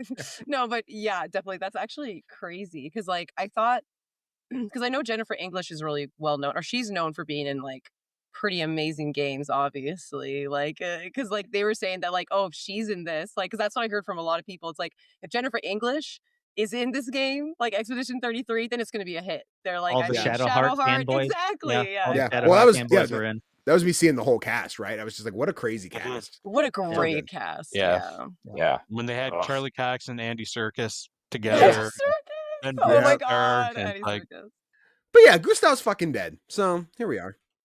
Verso is basically he's next Gustav. He's still kind of the quiet mannered, but he's a little more talkative, and he it's interesting playing him because now he is the main character, but none of the other characters know who he is, and also they don't trust him, which, good intentions, because he just magically shows up and, one of their party is dead, and like how this guy is also clearly older than 32. So yeah, there's a lot of unknowns about Verso. And this is also where you start getting into the party dialogues at the campsites. But we got some interesting ones. We got things like CL and Verso are like share your like most darkest secrets. And like Verso's darkest secret is that he actually dyes his hair, and how it's so hard to find, the right gestural to do it. Otherwise it screws it up. I can't remember. I'm trying to remember Lune's conversations. It was, I think, Lune was, I think, lore obsessed. She kept wanting to ask. Yeah, she kept wanting to ask like things about the world around them, and Verso was like, "I suppose I can tell you certain things, about the world around here, about like the fracture and old Lumiere and stuff like that." So, and then you had SKA, who they, talked about their old adventures together and how you really get It's- me, Verso. Verso is like, Really you're get using me, your rocks Verso. on purpose, aren't you? When was the last time you had them? When was the last time we went on an adventure? Yeah, I think and it was like purpose. Yeah. He's so cute. So Mhm. cute. Yeah, but we didn't get anything with Mael yet. Probably more or less because hers got tied to a cutscene that happens towards the beginning of Act 2 when you go through the Forgotten Battlefield, and finally, like, you know, she's still upset. She's carrying around the mechanical arm of Gustav, and like she wants to bury Gustav, but they're like, Verso's like, you know what? I know of a good spot. We just have to get through this, you know, battlefield first. That battlefield was so well designed. Like desolate, just corpses everywhere. Just man, was that was like right before that area with the large blades, like on the beach, right? Is that the area that I'm talking about? Yeah, there's like blades and other stuff all over this. Like it literally looks like a World War I battlefield with trenches and It was cool. It was a cool visual. with a really cool Dark Souls like boss fight with the duelist. Yeah. Ooh, that duelist. Oh my god. Who else like felt like such a badass after the end Oh yeah, of that for fight when sure. he Beat him parried? first, and then all of a sudden he pulls out the second sword, and you're like, shit. Yeah, I gotta shut him down again. It was like 7 parries in a row, I think, is like his Yeah. like biggest attack. Wait. And the first time you nail it, it's like, holy shit, I'm a badass. He's Is the fucking cool. duelist the one that goes on the bridge, or is that another guy? That's Yes. really He Uh, breaks the is the bridge, bridge- yeah. He breaks okay, the so bridge. that is Yeah. the guy. You Okay, go I was down just into making the sure pit. it was. It's And like then the when one you go all red the way door, down like into purple. the cavern, you do usually fight him. Yes, that one's Yeah. insane. And he does the sweeping. I honestly, Yeah. oh my god, that whole thing, everything about it, from her getting up, like all of it was just so like, oh my god, like this is such a beautiful game. Like I'm obsessed and scared at the same time. Mhm. Not gonna lie, that weapon you get from the duelist was the weapon I kept for Verso. Yep, pretty much. Yep. That Yep. basically because it gave you that it allowed you to do a base attack first, and then it gave you a second attack after. Yep. Which Yep. weapon was So, that? I forget what I it's think it was called. also just called the duelist or Was it? something. Okay. Oh, okay, okay, It's okay. basically a black looking blade. Yeah, it's and very it's- clean looking. You do Yeah. get a Picto Oh. later, I think, where that Mhm. gives you the ability to do 2 attacks. So of course you give that Yeah, to everybody. And then yeah, that's what. attach Oh, with and the, then you know, 3. the second attack. Whoa. Yeah, Yeah. it became 3 attacks, and then you front loaded it with base attack like benefits that like maybe gave you more AP, like more, like 50% extra damage on the What? first side. Like you smack the person hard on the first time, you could either break through shields or boost up that AP so that then your second hit could be something a lot more powerful. Yeah, Verso has that one that special ability where he does like hundreds of thousands of damage, but you have to like pass on the first round. So you like pick the ability and then you pass and then you just go right into it right away. I gotta re-spec him because I have him on I have the ice thing for him, like the crazy ice thing that I found way too ahead of time, way down somewhere, and it's a boss by a door, and like it's like this ice weapon that I haven't found anything more OP, but I should have been leveling up the one you guys are talking about. Yeah, the game has a delicate balance of trying to find the right Pictos and obviously using those Lumina points to. It's kind of, well, everyone here has played Bravely Default, I think. So it's like you're specking certain abilities with the points that you have, and you want to stack your characters with like multiple attack, levels, and especially like after Act 3, you have that ability to do damage over like 9,999. You gotta equip that and everything. Bad. Yeah. Love it. Mhm. So satisfying. No, I did equip it, and it was because I had that equipped that I literally killed the final boss in one hit. I'm like, whoops, maybe this was too powerful of an attack. I smacked the final boss with well over 1 million hit points. Like I used Mael and I used her level 3 gradient attack, and it just wiped the boss clean. That's it. Nothing else. So Verso, we go through the field. We finally have the moment to grieve about Gustav as we put the glove underneath the tree, and most of them had their words that they said regarding Gustav, and Mael was grateful that Verso found such a beautiful spot, and it was important to Verso as well because that was where his expedition was buried, and a lot of his other friends was buried right there at that spot. And so now you have to go to Minoko Station so you can recruit good old Minoko, Danny, Verso's best. Love him. Oh, whoa, whoa. there it is. Oh, whoa, whoa. He- So He's good. introduced in a very fun way. Yep. He's great. He He's jumps great. and he tries to show off. He's like, "Ladies, can I interest you in a?" And then he hits himself in the head with his Yeah. own staff. He's like, Such "Can I interest you in a duel?" such a great character from like the formula we had of like everyone's just kind of a guy, everyone's just a person, right? And then we get this dude who's just a big beast of a man with a mask. We don't really know what's going on in here, but like I like him. He's a vibe, and his whole bit for combat, right, is like, so up to this point, everyone's like, we level up, we get new skills. Minoko's whole thing is when I defeat certain enemies in battle, I take their feet, and when I have their feet, I can transform into them for my attacks. He's a So, blue like, mage. Exactly. So the Blue amount mage, of times in combat, with like he comes up, it's his turn. He's like, nice feet, and I just like that became just What lovely feet. What do you say? What Yeah. lovely feet you have. What lovely lovely feet. feet. What Yeah, lovely that feet. just- Oh my God. that became like, a stim. what is So going on? I'd be sitting on Discord with friends like, what lovely feet. And they're like, you good? I'm like, I want to explain and I can't. You haven't played yet. And they're like, what? Yeah. I'm like, just Yeah. go, please play the fucking Listen. game. Yeah. Feet is his superpower. Okay, he sees feet. He does things. Lovely feet. It turns him into things. Yeah. Yeah. There's a Apparently- website for Turns that. him into. Damn right there is. Minoko.com. only feet. Only Yep. feet. And this is also the start of like Minoko Verso conversations Yep. that you get Yep. throughout. Like the beginning conversations, like, "Hey, you should join us." Sure.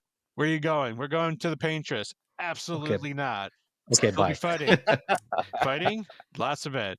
Okay, I'm in. Good. Good. Yeah. Good. You son of a Yes, bitch. good. That was so awesome. The That bros, part, the that part was bros. ad libbed. Actually, that Oh, fuck that yeah. last exchange. Really? that. Oh, Apparently, I because love like the that. two voice actors were kind of face to face, and they didn't. I think the conversation was supposed to stop, but they kept going back and forth like that, and they were like, "Let's just keep that in the game." Like, I how genius is love that? Yeah. I really like that. Where they were just like, "There will be a lot of fighting." Oh yeah, you're right. Yeah, there will be a lot of fighting. Yeah, you're right. Oh, Yeah. okay then. It makes it so much Yes. more real. Good. Yeah, I Good. like Good. that. Yes, good. This Fuck yeah. I mean, that just shows how well this game, like just how well voice acted this game is, though, right? Yeah. I mean, it's Mhm. everywhere, and like you can tell that everybody really cared about what they were doing with this. Well, the lead writer too just did an amazing Mhm. job, like just painting all the characters to be good characters with good dialogue. All right, so we make it to what is now known as Old Lumiere, where the Paintress's heart, the only thing that could kill her, resides. Or at least that's what Verso says. Minoko does that large explosion and all of a sudden separates the party. Minoko's like, I fucked up. I'm sorry. I'm sorry. I wanted to prove how strong I was. Oh, I was crying. I was. He was crying. He's like, oh, I fucked up. It was like some drunk crying, right? And he's like, Yeah, oh, it I'm was. sorry, guys. I That don't was usually get so this emotional. I cute. was just trying Yeah. to show off. I was love trying to show off. that. I love that. Honestly, that made me like him so much more. Yeah. Just seeing Uh-huh. that. Super relatable. So Yeah. cute. Yeah. Now we had Minoko got separated with Ciel and Lune, sorry, and Verso and Mael were together, and they learn about a secret that Verso was keeping, because Minoko accidentally spilled the beans about it, and we don't know what it is, but apparently it wasn't good in the eyes of the rest of the party. But we do find out when we finally get them together at this mansion looking area, when at the mansion gates, where the door opens for Mael, and Verso was using that specifically to try and get into the mansion. But he runs into Renoir again, who kicks him immediately out with his amazing powers. And that is where we find out that Verso is Renoir's son. What? Yep. Shocker. I didn't get that far. Why are we talking about this? This Are we playing the same game? Yeah, this is Mario Party. And that there's also Jeez. one That's a dark person twist. that we completely spaced in any Renoir of is the a large conversation. banana, and Verso is Donkey Kong. No, we accidentally spaced the character Lisa in this game so far. She's been seen in a couple scenes with Verso. Not Verso, with Renoir. She is a girl that has white hair and she has a mask covering her face. I mean, did everybody see the link between her and Mael like, right Yes. away? Yes. I mean, Immediately, I was like, that could be Immediately. her. I was honestly thinking- it is. Yeah. I was in Yeah. like a space of like twins or like I was thinking weird sisters. alter reality. Yeah, somewhere in that ballpark. Yeah. Yeah, I was thinking Or like alternate reality. reincarnation of Yep. alternate Yep. dimension. Yeah, Yeah. like, That's a good one too. Yeah. And then like as Which soon is as kinda. yeah. I that- mean, if you think about it, that first scene where she takes when she finally takes the mask off, you're like, oh, this is literally the same character model. Yeah. They're the same person somehow. But again, we did the same thing with Sophie earlier and Gustav's sister. I'm like, maybe they just look the same. I don't know Yeah. yet. yeah. True. Fair. But then you kind of think about mean- the fact that Mael is like an orphan, and you're like, Right. why? Right. And- It's like and there's she gotta was- be And that Renoir had connection. special Mael was interest in painted. Mael. Yeah, Mael was a painted character in the canvas. So yeah, and she obviously had all the intentions of being like. The real Mael soul came into the painting. However, she was painted as a NPC of the paintress, so she was kind of hidden away from the paintress, and that's why Renoir had the special interest in her. Was he saw the connection and he wanted to, find out more about her, because it's like, this is my daughter, but yet that is my daughter up there. Who is this person? In terms of this family, there's two of like every character. You have Mael and her opposite Elisa. You had Renoir and his opposite, the caretaker. And technically you had Elise. Is her name Elise? Yeah, Elaine. Sorry, Elaine, who is the paintress. And then there's Verso, but Verso is just Verso. Well, But the Verso Not that is Verso. in the game, yeah. the Verso in the game was a creation of the paintress. It wasn't. It wasn't a create. You're either a creation of Renoir or a creation of the paintress. Yeah, you're actually all a creation of the paintress, with Renoir being the Renoir actually painted himself into the canvas. Which technically we don't know this stuff yet because we're still inactive.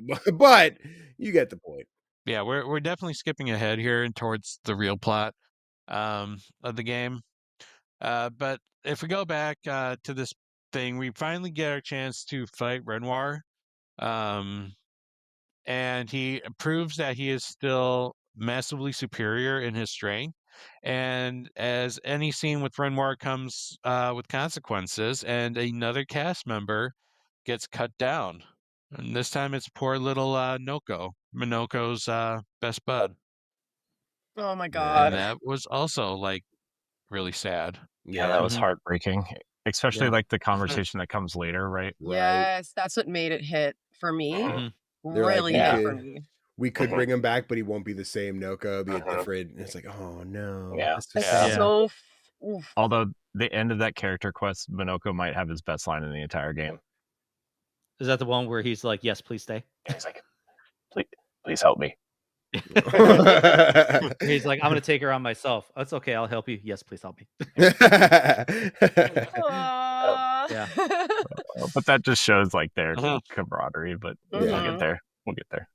So we find out that Verso was keeping the secrets. He said this was the one way. There's no other way to get to the paintress. However, there is a way to get to the paintress. that requires the use of some really superpower souls turned into a weapon. These souls come from creatures called Axions, and they are nothing has ever killed them before. Hence the reason why Verso said this is a suicide idea, and that's why I didn't tell it to you to begin with. Sounds like you got a chance. Yeah. So you're telling me there's a chance. Yeah. Yep. This is such a cool like this is the Shadow of the Colossus. Like we're taking on something that's far, not that we haven't already been doing that, but we're taking on these new astronomical things, and there's such dope set pieces, right? Like the first one with Serene, the sirens, like that is such a cool visual style fight. This giant marionette-esque ballerina styled, really flowy and dancey. It's such a beautiful thing. Yes. That whole level to me, I think, is the best level in the whole game in terms of its presentation, the constant you see the siren like they're everywhere you go, and then just like the architecture, everything about that level. Yeah, when they get you on the platforms too, and like this the way that you can look all around you, you can like take it all in, and it's like it's just fuck yeah. It's visually stunning. Yeah. Visually I stunning. really Yeah. like So the stunning. music of the Siren world. Oh my god. Honestly, my favorite was Visage. I loved the emotional, The faces, like, yeah. the emotions of the Oh faces god. and the Oh world no. from how the enemies Eerie. You don't like big acted fake based on the faces staring emotions. at you? yes. Stalke? I loved it, like, again, so cinematic, so, like, everything was so cinematic, everything blew my mind, it was so amazing. I would say that that was the most impactful mentally for me, but it was so eerie, right? Don't you think? I don't know, for that one accent anyway, just eerie. I feel it's really dope, right? Just seeing these, because the level leading up to that, right? It's still a little bit maze like, but there's these giant masks floating around. You have to do like little puzzles for to remove them, and you're like, if we could take these out, we'll make the ultimate boss like weaker in the end, right? And it's just these like super aggressive, like red face. It's like really angry. You have like the sorrow filled face where the jaws dropped. The joy, the yellow one that's like, oh, these expressions of like all these different masks we put on. I think this is the right moment right before the fight. Like the masks start to flow around the room and like smack on everybody and start like really overwhelming their like emotions. And one just kind of like bounces off of Minoko, just like, I already have a mask on. You can't do that. Like it's just a really funny bit. Like it's so cool.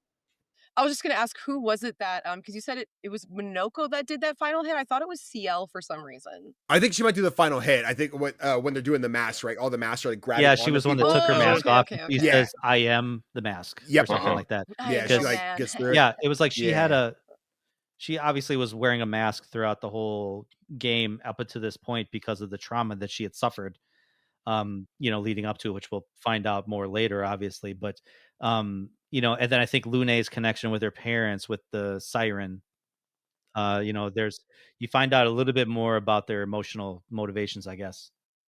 Yeah, it was Lune's parents who led the expedition on the island of Siren. That's why she was more the prominent character there.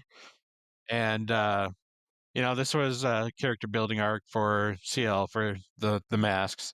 But if we find out that these Axions actually portrayed characters of the Paintress's family, that the Visage and the mask, or the mask master, I forget what the true name was, but he was essence, the mask master. He was Verso, and the Sirens was Elaine, aka the Paintress. And these are actually creatures not created by the Paintress, but these were Renoir's creations, I believe, to counter the Paintress. Wasn't the right? I think the Nevrons, weren't they Renoir's creation? The white ones? I thought the Nevrons were Cleo's. Maybe that's what I think. Yeah, like the good ones or the overall? Like I think overall, like because all the Nevrons, yeah, because I think the Paintress's world was like too powerful, and I think the Nevrons were created to help counter, I guess, the power of the Paintress or something. Wow. I know I'm probably I thought speaking. the Nevrons were, because if you do fight Clea, her ability is she creates the Nevrons to fight, that's it, and that is. Oh, her I fight. haven't. Ooh, I haven't. Okay, so there's like Simon, Clea. I haven't gotten like those. I haven't gotten like the I haven't done like end game like after the game, if that makes sense. Like I haven't done those yet, but like, oh my god, sorry, no, it's just blowing my mind because I'm trying to collect make sure I don't fight all the white Nevrons because I know that you're not. Well, I mean, depends. I don't know what you guys did. I'm curious what you guys did. Yeah, as long as you finish their missions, you're okay with fighting them to get that achievement. Really? Yeah, you have to finish their missions, though. By Okay. achievement, do you mean like the Lumina or the because you Like get the like actual different thing, depending what you the do. game, like trophy achievement, like for Oh, the okay. out of Yeah. game, trophy hunter peoples. Yeah. Okay, Nerds. good to know. Okay, good to know. Call me a fucking nerd, okay? Not an achievement hunter, No, Corey. this is what I want. No, This I'm is grinding them all here. Okay. Yeah. You're not an achievement hunter, Corey? No, I'm trying to get them all in this game. I was Me just too. being a I want them all. Yeah, I think Sonax in the chat, there was one, I think there was one white Nevron that was like kind of like he needed a purpose.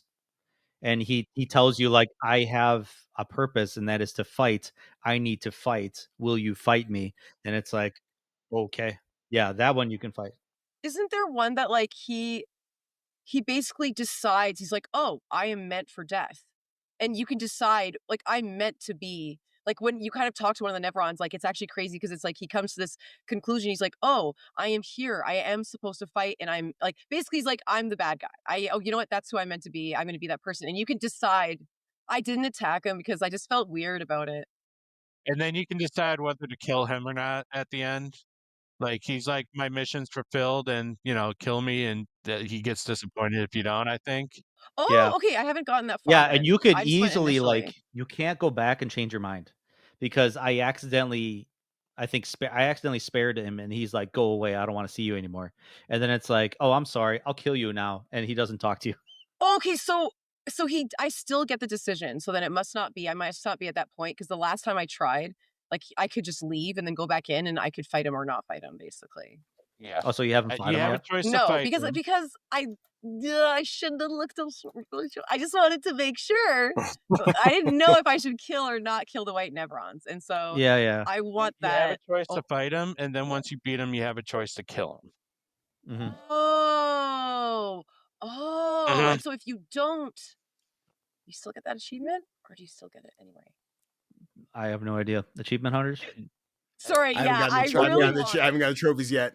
I got to find Okay, out. I was like, I have want not it really gotten bad. that one yet, so I unfortunately do not know if killing him voids it, or if the choice at the end voids it or not. I just know some of the other ones, if you kill them before you give them the objects that they're looking for, that will void the trophy. Oh, that's so interesting. That's because I literally think there is one where you show mercy to all of them. I could swear, because there's 2 options that you have. And so I don't know. So before we get the abilities, we get the Barrier Breaker Sword for Mael. But before we do that, we do have some good conversations at the camp. I was hoping we could at least visit some of our favorite ones. CL and One of my- Lunes is my favorite. CL and Lunes was a good one. Because it's one of those where actual like party members are interacting with each other instead of just with the main character. My personal favorite and probably my favorite scene in this took place, I think, not too far off of the old Lumiere fight. Was you have Mael kind of resting on Minoko, and Verso summons a piano. That was such a beautiful scene. And you know what? I even chose the perfect costumes for those too. Like Mael was wearing the commoner dress, and Verso had the white shirt and with his hair in the samurai style. The long hair with the ponytail. It's like, oh my gosh, this is just the perfect outfit for this, piano piece that he does. Like I took so many pictures of that where they're like, she's sitting and just kind of absorbing the music as Verso's like just playing with the keyboards, and you actually see him like smile, like he's really enjoying himself at the moment. Something you don't really get to see because he's a very kept to himself character, and it's like this is the beauty of this game and just the beauty of the characters and the interactions, and to have moments of like such extreme sadness, seeing people try to process their guilt or their grief, and others are like just doing the simple things such as music. I love it when music is incorporated in a video game in such a way. And then while this is happening, you see SKA kind of like dancing in the background. A lot of like the extra, like it's very like old Disney-esque essentially, where like there are things happening on the side of the screen that don't need to be happening because your focal point is clearly on, you know, whatever is happening in front of you. But like, you know, SKA swaying, or like there's a point where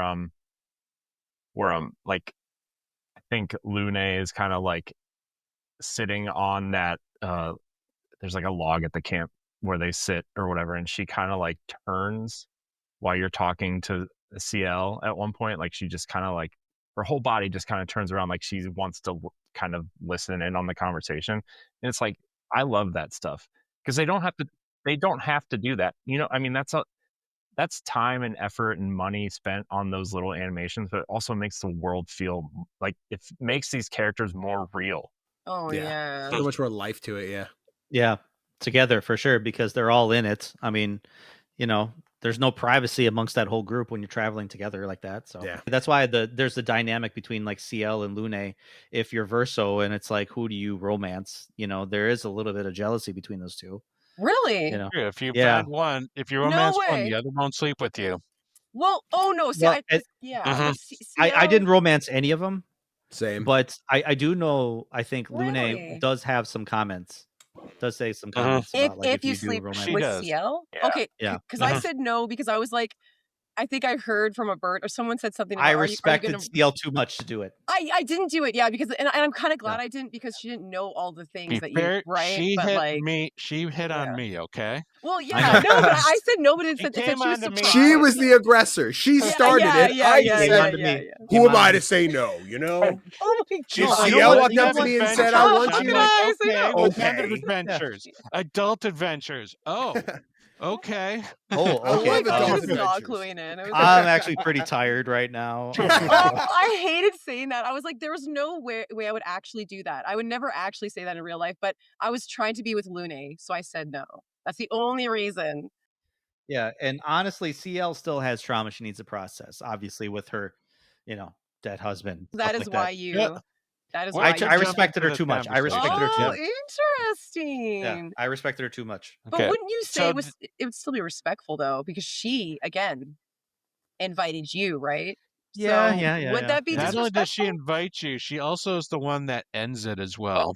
She ended it right there. Yeah. Oh, wait, Like when you get to the like you have sex with her like a couple times through the game. If you get, because her relationship starts at like level 5. Mhm. And so you sleep with her almost like every like relationship after, even at the end. She's like, you know what? I have the hope that we can bring my dead husband back, so I'm gonna end things here. That's why And I was Virgil's glad like, I didn't because of that. Yes, Because of that that. made me happy too. However, yeah. she's like, we can still celebrate though, or have some fun. So it's like, okay, we're no longer in a relationship, but now we're friends with benefits. Yeah. That poor husband. You end up sleeping again together at See, the end of that scene. that would be hard for me. I'm like, because like imagine like you find out you can resurrect your husband, and then you're like, yeah, but like just 1 second. Just, like, It's one like, but he's second. still Like, dead. So let's so let's have some fun right no, now. It really is, no, yeah. no. How can you do that? Well, that's in your mind. Like that actually. That's why I couldn't do it. That's That's crazy. Anyway, I knew she would It's fine. ditch me in a heartbeat.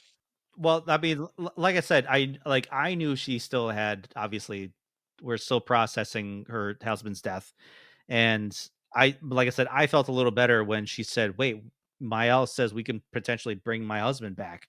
Of course, this is after Act 3. After Act 3 begins, so like that's when you're like, okay, I feel a little bit better about myself because I said no. Interesting to hear though that you actually, because like for me with like Looney, I was like, did I mess up because I'm in Act 3 and nothing had occurred with Looney? Same Oh, with me. okay. Because Yeah. I was like, what did I do? But we just had that snaky snake boss moment, so Mm.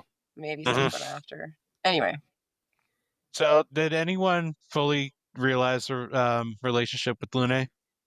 No. no. One No, of you did? Nope. She's a hard one. I didn't. I'm going to be honest I with think you. she only sleeps Shadow with you hard after. difficulty. I think she only does it at part 7 in the relationship. Part 7. Like That makes I sense think though. hers is only at the end. Damn. Yeah. I didn't put enough effort in early, which definitely like I'm like shit. If I knew, I would have like focused on this more. But and I was like, I'll do a new game plus eventually, and that's the plan. But yeah, right now I didn't succeed in any of that. I'm not gonna lie to you. I didn't even know there were romance options until like halfway through that romance conversation with CL. Kind of nice that it wasn't the focal like the fact that we didn't know, the fact that it wasn't the focal point is so cool to me. Like just like Baldur's Gate, it's not like you can do it. Obviously there's options to romance everywhere, but you don't have to. It doesn't ruin the main story. There's not that romance. dialogue option, so we'll bang, okay? If only it was that easy. If only it was that easy. Also, there's that Yeah. trailer with the bear in Baldur's Gate that was pretty suggestive. Oh my so. god, Yeah. I did that scene. Like, that's how Baldur's Game became. You did that. Listen, No. He On turned purpose. to if bear. Daddy Halson rolls up and says, "Come here, baby girl," I'm coming here, baby girl. Okay, wait, I stopped it. He turned into a bear and then he turned back and he's like, I'm so sorry. You shouldn't have. I just got so Yes, you should turned have, on by Halson. you. He was just so Take me, aroused. And that's father. fun because it's like, oh, you're like so into me, you turned to a bear. That's kind of cool. But then he turned back and he's like, we commenced as he was a human. But I know most people actually chose the bear option from what I've been told, which is kind Yeah, of funny. just because they could. The commercial, and then you see the squirrel at the end. That's just like dropping its nuts. Yeah. Just trying to collect notes. They're all collecting them, I guess.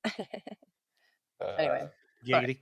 giggity. It's not. I'm sorry. So yeah, there's relationships in this game. So anyway, you were fucking right. Yeah. What we're talking about? We talking about fucking? Is that it? Oh, We talked about fucking in this game. oh. There are adult relationships, but for those who don't want nudity, there's no nudity involved. It's just all implied behind the camera. Should be a mode for Tasteful that. romance. Side Oh, tangent. Go on, Dirty. go on the PC. I'm pretty sure there's nude mods There's already. got for to this be a game. mod. I was like, I there's think I have to no way go. there's I not think one. I have to leave. I'm so hungry. I gotta get All some. right. Expedition Go get some water real quick. 33, A lot of World entendres War going on here. IV. So we go to the monolith, and this really feels like a last level because of just how freaking long this is. It literally goes through every level that we went through before we finally get to the paintress herself, where we find out that the paintress is none other than Aline, the mother of Verso, and that she's creating this, or she's kind of creating this this world, or keeping this world alive, because she is grieving for the death of her son, which she gets excited to see Verso, but when she finds out that Verso isn't excited back and kind of wants things to end, that kind of makes her mad, and it's like, you've been corrupted by him. Who's him? We're talking about Renoir, who, yeah, we skipped that fight accidentally.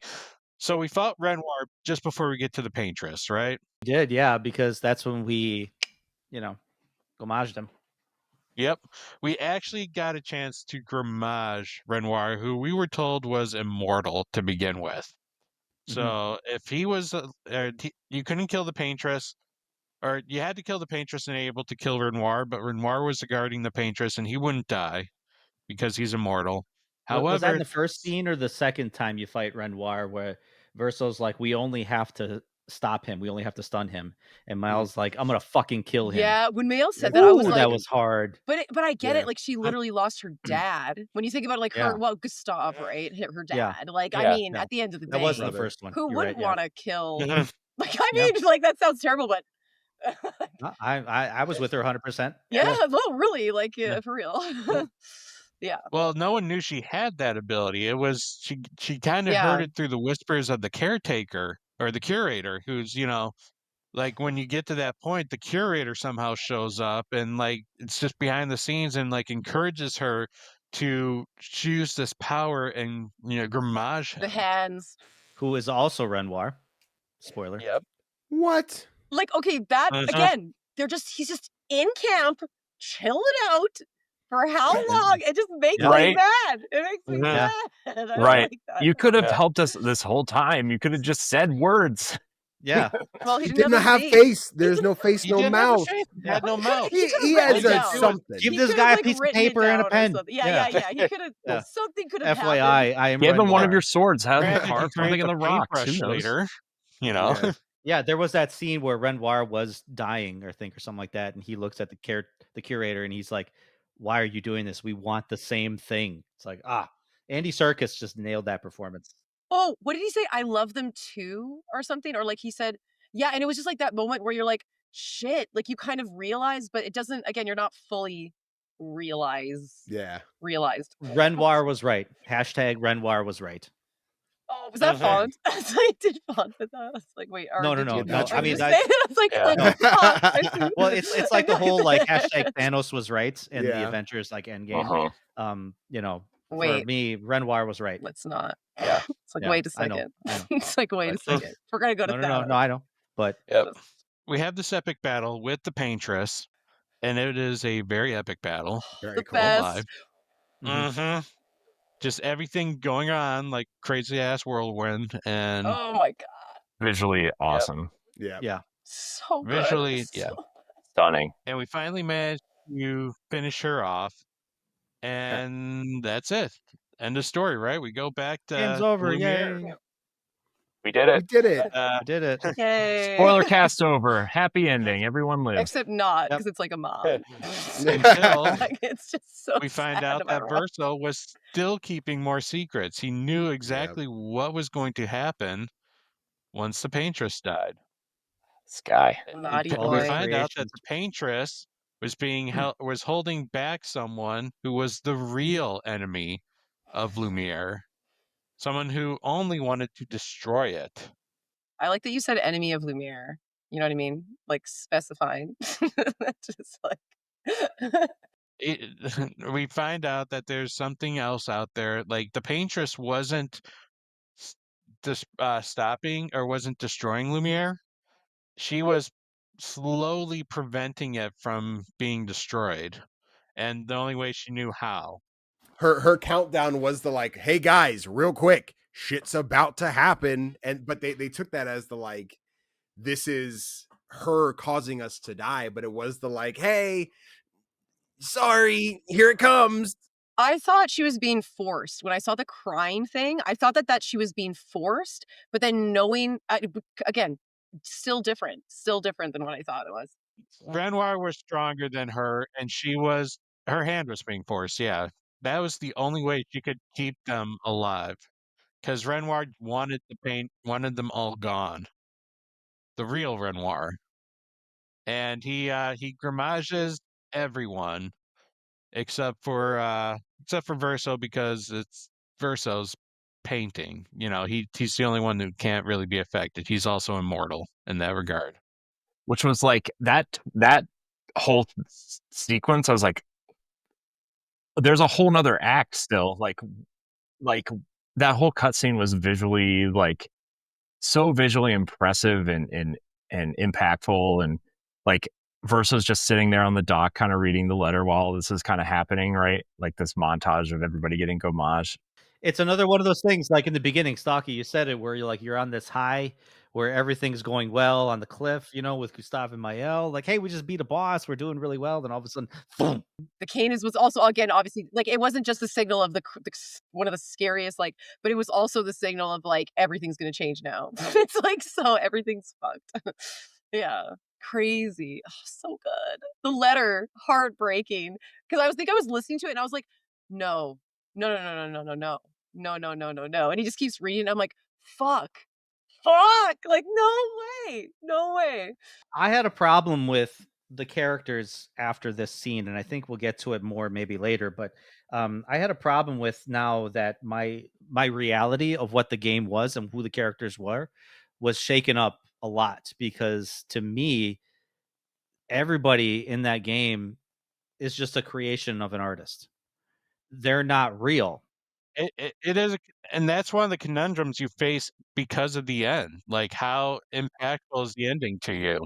And also, like, you don't spend enough time outside of the painting, right? To like the real people, the quote unquote real people. Like, so how, yeah, so like how real are they, to the player?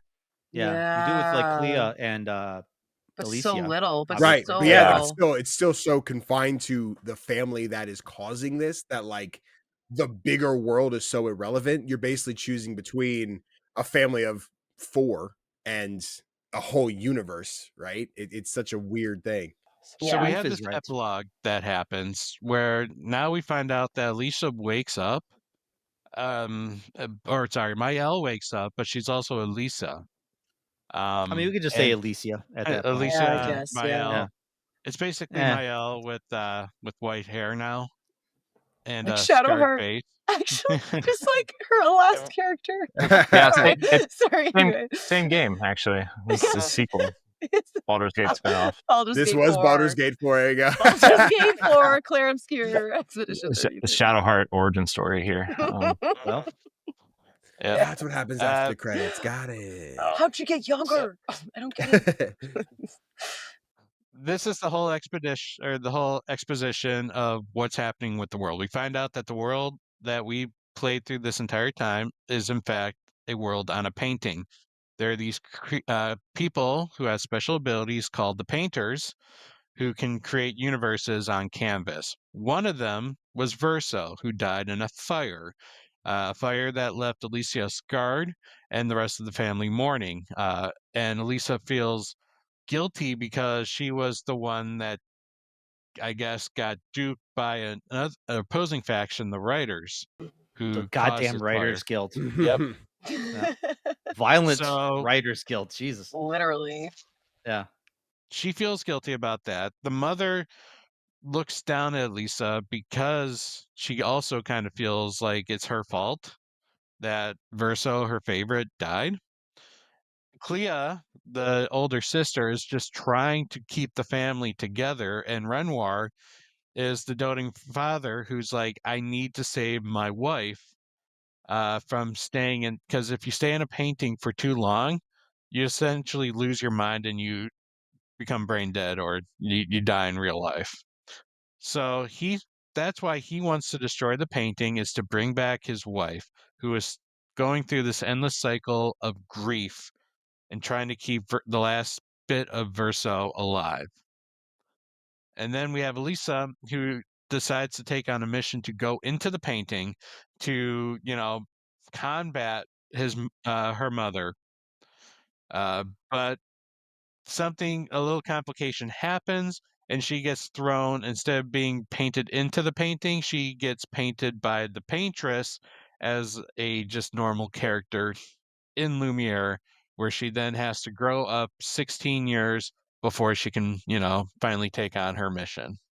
I don't like how Clea, okay, I agree that she was just trying to keep the family together, but like one of the first things she says to her is like, I'm so mad that he saved you, but also like happy. I hate him and I love him for it. And it's like, I don't know why she would hate him for it at all, because who wouldn't want to save their sister, first of all? But like, secondly, it's like she just kind of seemed harsh, even when she went into the painting and the girl like fucked up, like Mael, or like she messed up, but then Clea was like, oh well, see you later, like you're no longer a problem for me now, you know what I mean? It was just like, I think that as much as she was trying to keep the family together, I'm kind of mad at Clea a little bit.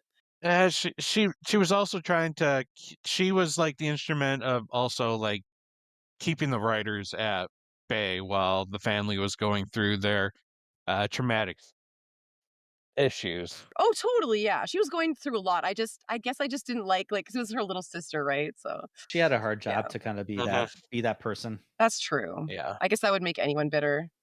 Like at the Yeah. end of the day, Mhm. yeah. Yeah, especially when you're the only one seemingly making sense or seeing sense out of everything. you know, you're watching your whole family crumble, and it's like you're trying to get some sort of sanity back to everybody, and everyone's still grieving in their own weird way. That would be so sad. The only one trying to live. Like, yeah, that's rough. But then again, but then once again, like Mael didn't really get that chance to mourn because she forgot all of it and then had to relearn all of it. Well, then the guilt trip from her own mother, that didn't help. Yeah. Wild. Imagine. Yeah. Like, imagine. I can't. Yeah. As a mom, I cannot imagine doing that to like your child. But like, Right. anyway, it's fine. Don't say that out loud. Wait. They're not here right now. It's fine. Mael gets repainted into the picture again. Now that she knows who she is, she has her memories back, as well as white hair, which is pretty cool. She finds Verso. She finds out, or Verso is like, "Yeah, I'm not real. I'm just, you know, the image that the paintress put here because of Verso, her son." You know, I still have part of Verso's soul. I am tired. I want this all done. You know, I just want to rest. But then Mael's like, no, we can save it. We can, like, if all we have to do is just convince my dad, who's a really nice guy, by the way, not how the paintress painted him. And, you know, we'll let him like keep the painting. And he's like, are you sure you can do that? And she's like, oh, yeah, no. Super nice guy. Super upstanding. Really, yeah, he's a good guy. He will trust everything that I say because I'm his daughter and he loves me. She was so chill. She was so chill. Yeah. Yep. It'll work. Trust me, bro. Trust me, bro, university. Exactly. Yeah. And so now we find Renoir in the square while he's destroying the painting, but he's like a much nicer looking guy now. He's got the white shirt and the gold vest instead of the overcoat. So now we know he's a good guy. Yep. Exactly. And, Wearing white. but so she goes and she tries to convince him, and Renoir automatically sees that Mael is almost acting very much like his wife did. Like, no, this is a bad idea. You're going to become too connected here, and I'm going to lose you. So this painting needs to go. And Mael, being the stubborn daughter, is like, no, this painting stays. And they run away. She repaints Luna and Ciel. And you kind of now have this last, like, okay, this is it. We are going to take on Renoir and make him understand that he cannot destroy this painting. Oh my god. Like hearing this all over again is just, oh my god. You know what I mean? When we land on Lumiere and you have like the Avengers Assemble moment where all of a sudden they just start to paint in all the rest of the expedition, right? And they're like, charge! And they're like, you have a team that basically got wiped the moment they left their island, like in a way step back up, and like they're taking on all these different creatures on their way to the final fight. And there's not a straight path. There's still a lot of exploration in this final stretch, but a lot of it is like you're roaming around a corner. You're like, that's a big fucking thing. I guess I got to fight that. And then like you come up to it and just like a swarm just like takes them off the screen. And there's all these cool action moments. It's such a dope set piece on the way to it. Yeah, it's awesome. So we're gonna skip over the character missions right now, just at the moment. If we can get back to them, that'd be awesome. But I do want us to get to the ending and explain our choices. So let's continue on with the main mission. We finally get to Renoir. We have a fight with him when he goes back into curator form, faceless with a giant brush. And as much as I really want to enjoy this fight, like I said, I accidentally killed him in one hit. That's so wild.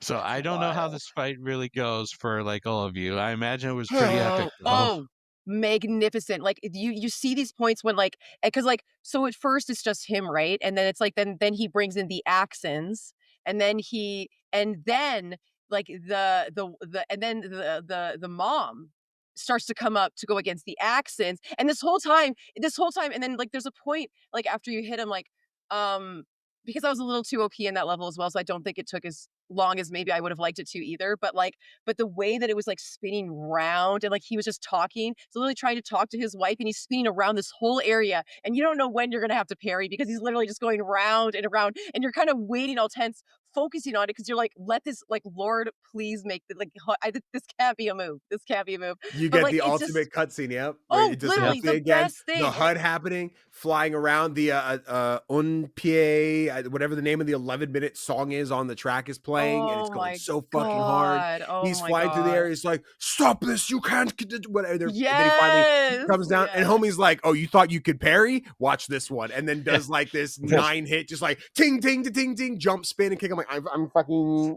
Oh my God. Like, amazing. Amazing. The most phantasmagorical thing you might see in a boss fight. I honestly think that might be one of my favorite boss fights, next to Raphael maybe in Baldur's Gate, but this boss fight was like, whoa.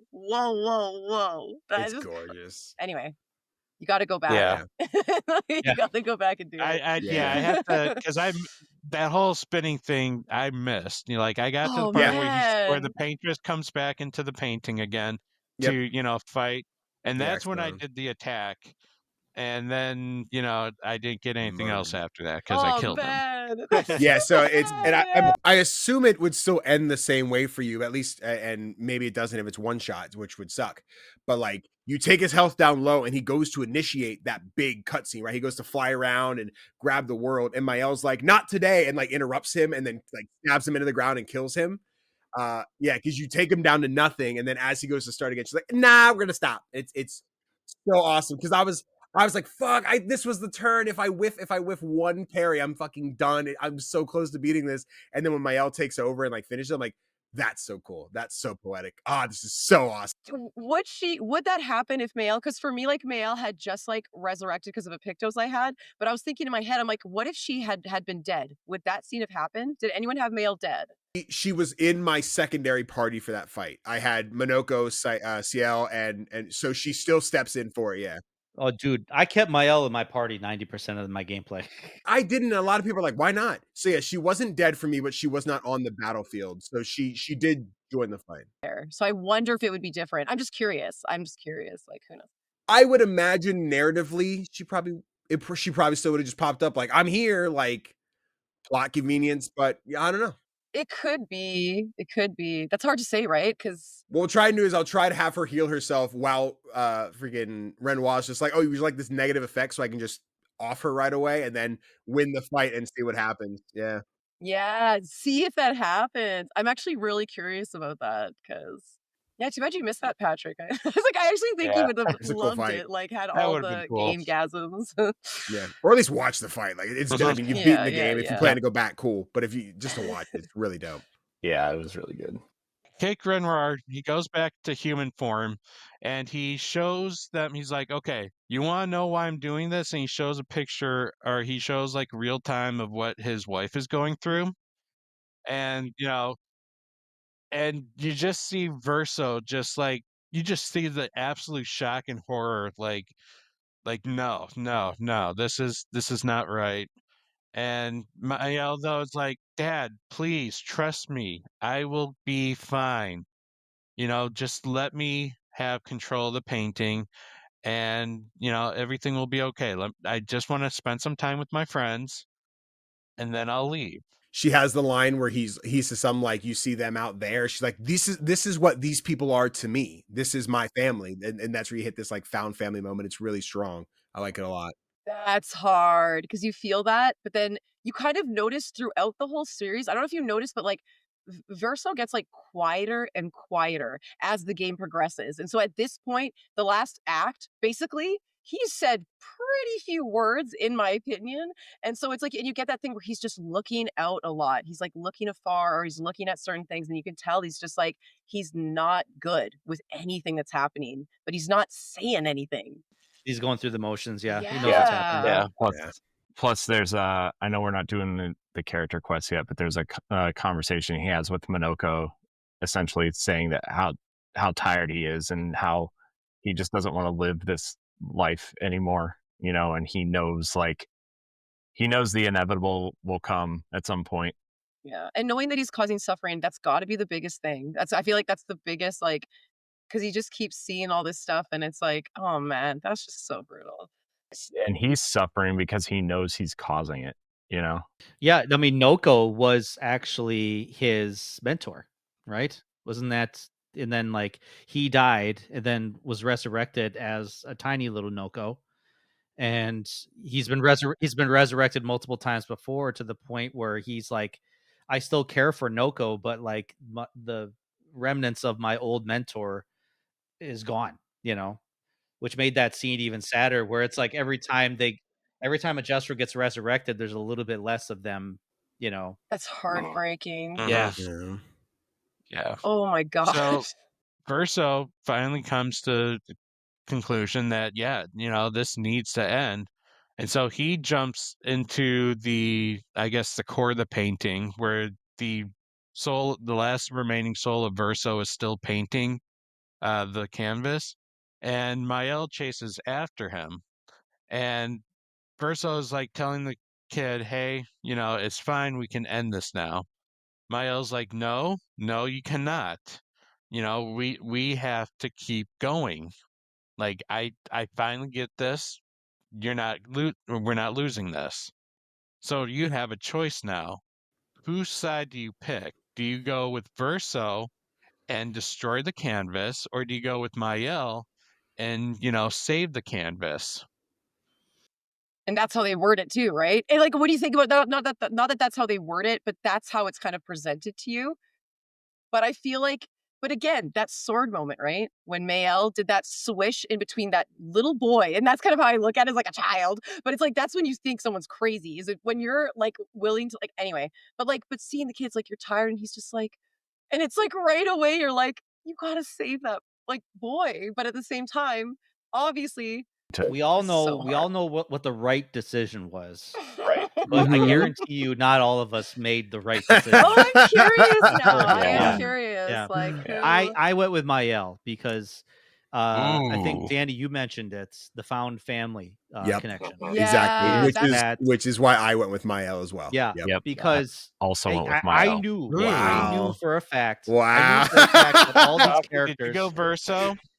Okay, so okay. The one thing I asked my chat, because I literally just did this last night. Again, I was bawling last night, but like I literally did this because I was like, I was gonna choose Mael initially until I saw that little boy suffering. As soon as I saw the little boy shake his head, and then I saw her sword do the switch thing in front of their hands, and I saw the boy kind of put his hand back, I was like, and then I asked the chat because they said none of them were like, shut up, no spoilers, like that kind of stuff, like not saying shut up, but they were like basically saying no and say anything. But then I asked them, I was like, no, is siding with Verso siding with the boy? Because someone asked me and I said, I think Verso's that boy. And I thought that for a while, but nothing was confirmed.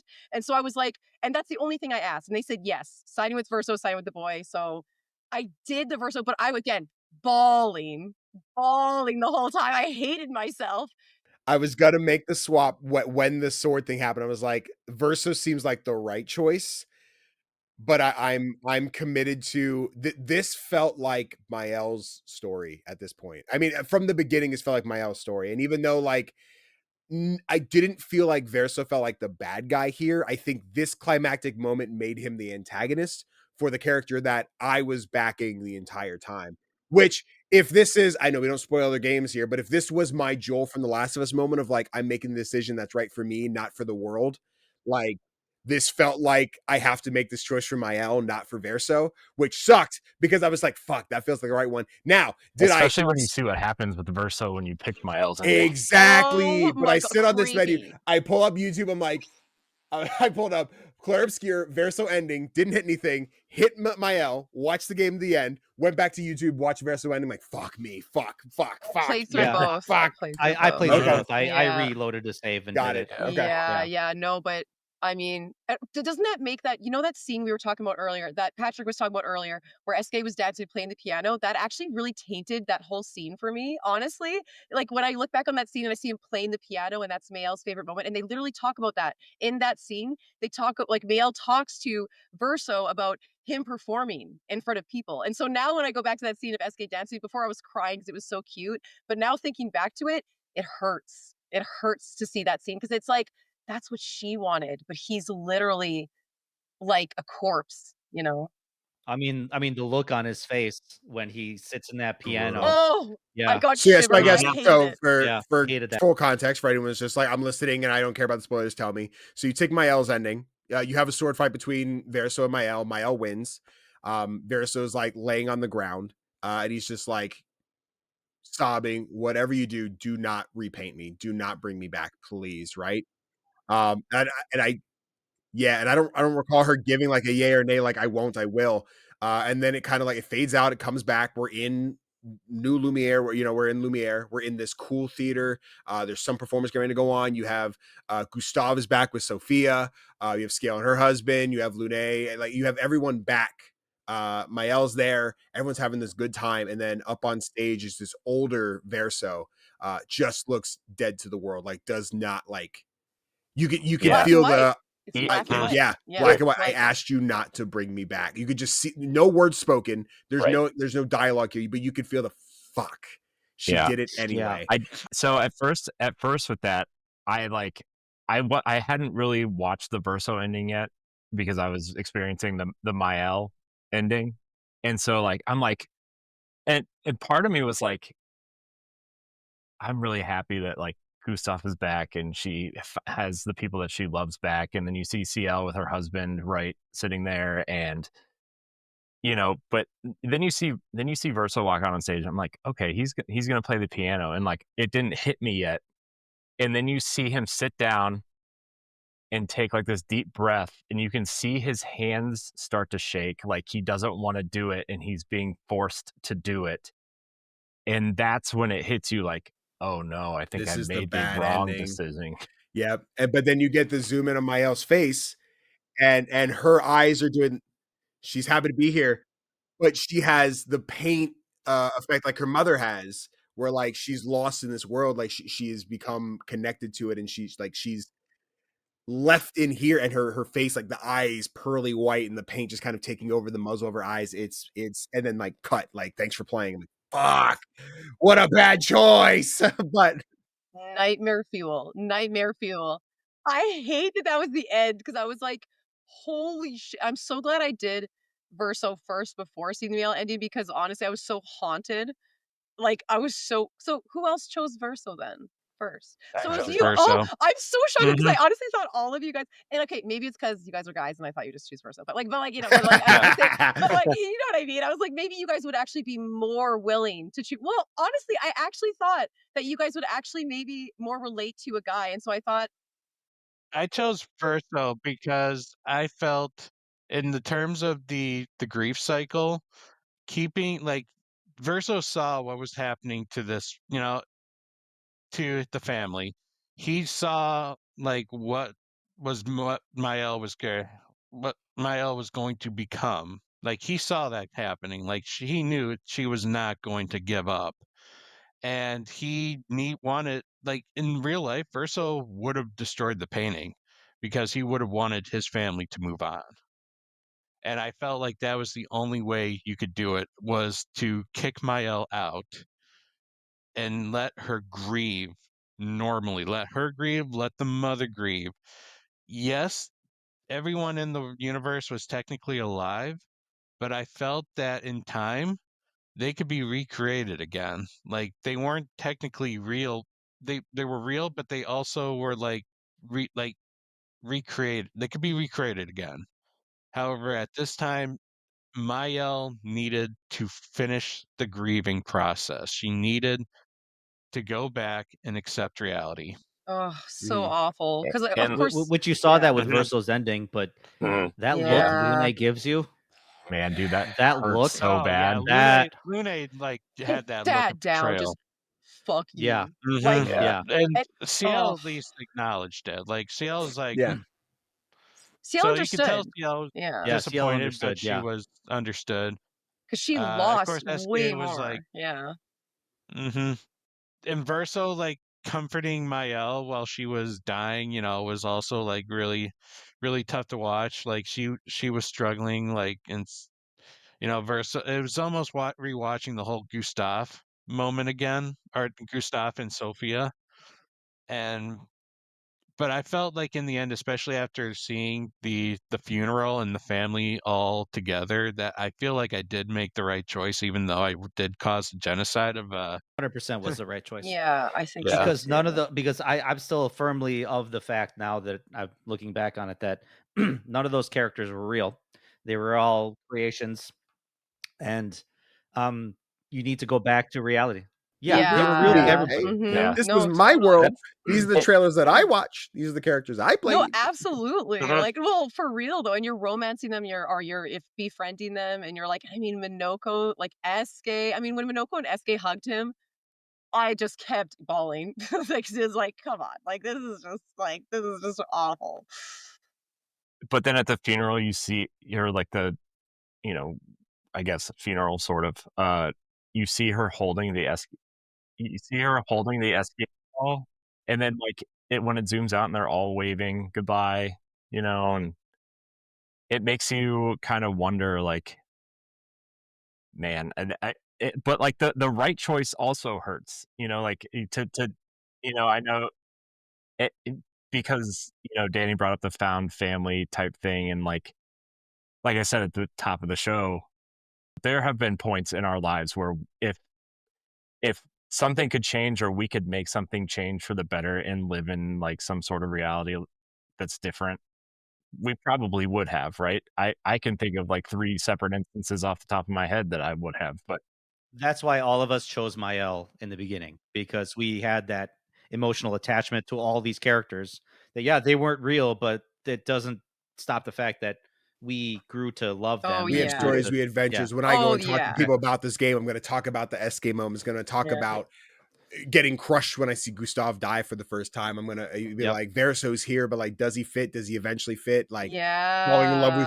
Lune off the rip, right? Like, these are the characters I've had, the story that I've built. And even though, like, going to the end being like, oh yeah, you guys aren't real. You're all fucking, you're paintings. Like, your character's in a painting. Like, it doesn't just go like, oh, okay, never mind. I guess I'll go the other way. Like, it does. Yeah, it's tough.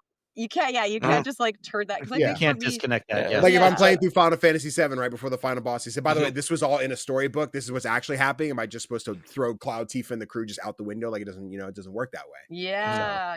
I think that's why, I think that's why it took me until, again, it took me to see like the boy suffering. That's it. It's like, it literally just, and that was it. But then other than that, like, I was sold on Mael. If it wasn't for the boy and he just wasn't there in the painting, and he wasn't there painting, if that didn't exist, I would have chosen Mael. Hands fucking down. And I didn't see that, what you were mentioning. I didn't see that little movement from the boy. And I wonder if I'd have saw that if I'd have chosen Verso. You know what? Honestly, because at first, because he was like, you're tired, right? And the boy did a little nod. And then when he went to reach out, and when the sword went up, and he kind of went back like this, and it was just like, oh my God, like, you're like, yeah. So it's like, I think that literally just hit me. But then again, the chat, like, the stream knows that, like, the chat knew though that I was like so conflicted, because like that's why they were like, don't tell her anything, don't tell her anything. And I was like, I was like, this is the worst. I was so mad. I was almost mad because I just wanted to know. And I was like, I might Google this. Like I was like, No, I was in the side of my L up until I saw what was happening with the family outside, and just seeing the grief that was going on. I'm like, yeah, it was the mom, it was Renoir, and then it was the fact that, Verso is just seeing this in absolute horror, that all this is happening because of him, and how he wants it all to just end. And then it was also the hint that Mael, this is a chance that Mael is going in this direction. This is exactly what Renoir was fearing. So it's like, I have to change my mind, and I have to end this. She can't be living in the fantasy world right now. She needs to get back to reality. that's so hard. That's so. We'll find out in Expedition 32. Oh my God, no. No, I want Expedition 66. We might. I mean, I know we probably don't have time to discuss this at length, right? But like, there are so many possibilities for a sequel now. They said there's they said, I think it was, I don't know who it was, but it was someone, like, obviously with a lot of power within the company, that was saying that the chance of it is so likely because they just did so well with all of this. And then, but we also have all this extra gameplay, so it's interesting. I don't know how they're going to play that out. I mean, I don't know. That's just I think it's tough to imagine continuing this narrative. I think this is very like Life is Strange, right? Where again, Yeah. exactly. I was gonna say Well, another plus, painting. plus, like we didn't really talk about a lot about the war between the writers and the painters. Like, does the next one involve the writers? Like, do the writers get I never really knew much in, about right? them. Like you guys Yeah. describing that, I'm like the Writers Guild. It I'm was a like, small blip in the story. Yeah, oh, yeah. okay, because Not I at was the like, same wow, I exact- don't remember that. Yeah. It's I don't probably Yeah, it's like not heavily. it's probably one of those things where like if this game does okay, we'll explore a sequel that involves that. So that's the thread that we'll lean on, right? Like follow Clea. Maybe Clea will be one of Yeah. the characters that It you could kind be. of see, like while they're battling. I don't know. I see it being a Clair Obscur colon. It won't be Expedition something. Yeah. I think we'll take a whole new route, a whole Clair new. Obscur is clearly That's the such title. a good Yeah. point. I It's didn't clearly think the about title that. of the series, right? Is Clair Yeah. Obscur is the series, and then each sub. But then, like somewhere along the Oh, way, right? If this yes. is a past story, we'll see like we're in the middle, like we're during Expedition like 80 something, and we see Verso show up, or like we'll see these characters or some of them show up again in some capacity. Like, oh my god, it's the guy I know, but like. But are they different characters? You know, like what if you see like Lune's character model, but her name's like, I don't know, Susan. I don't know.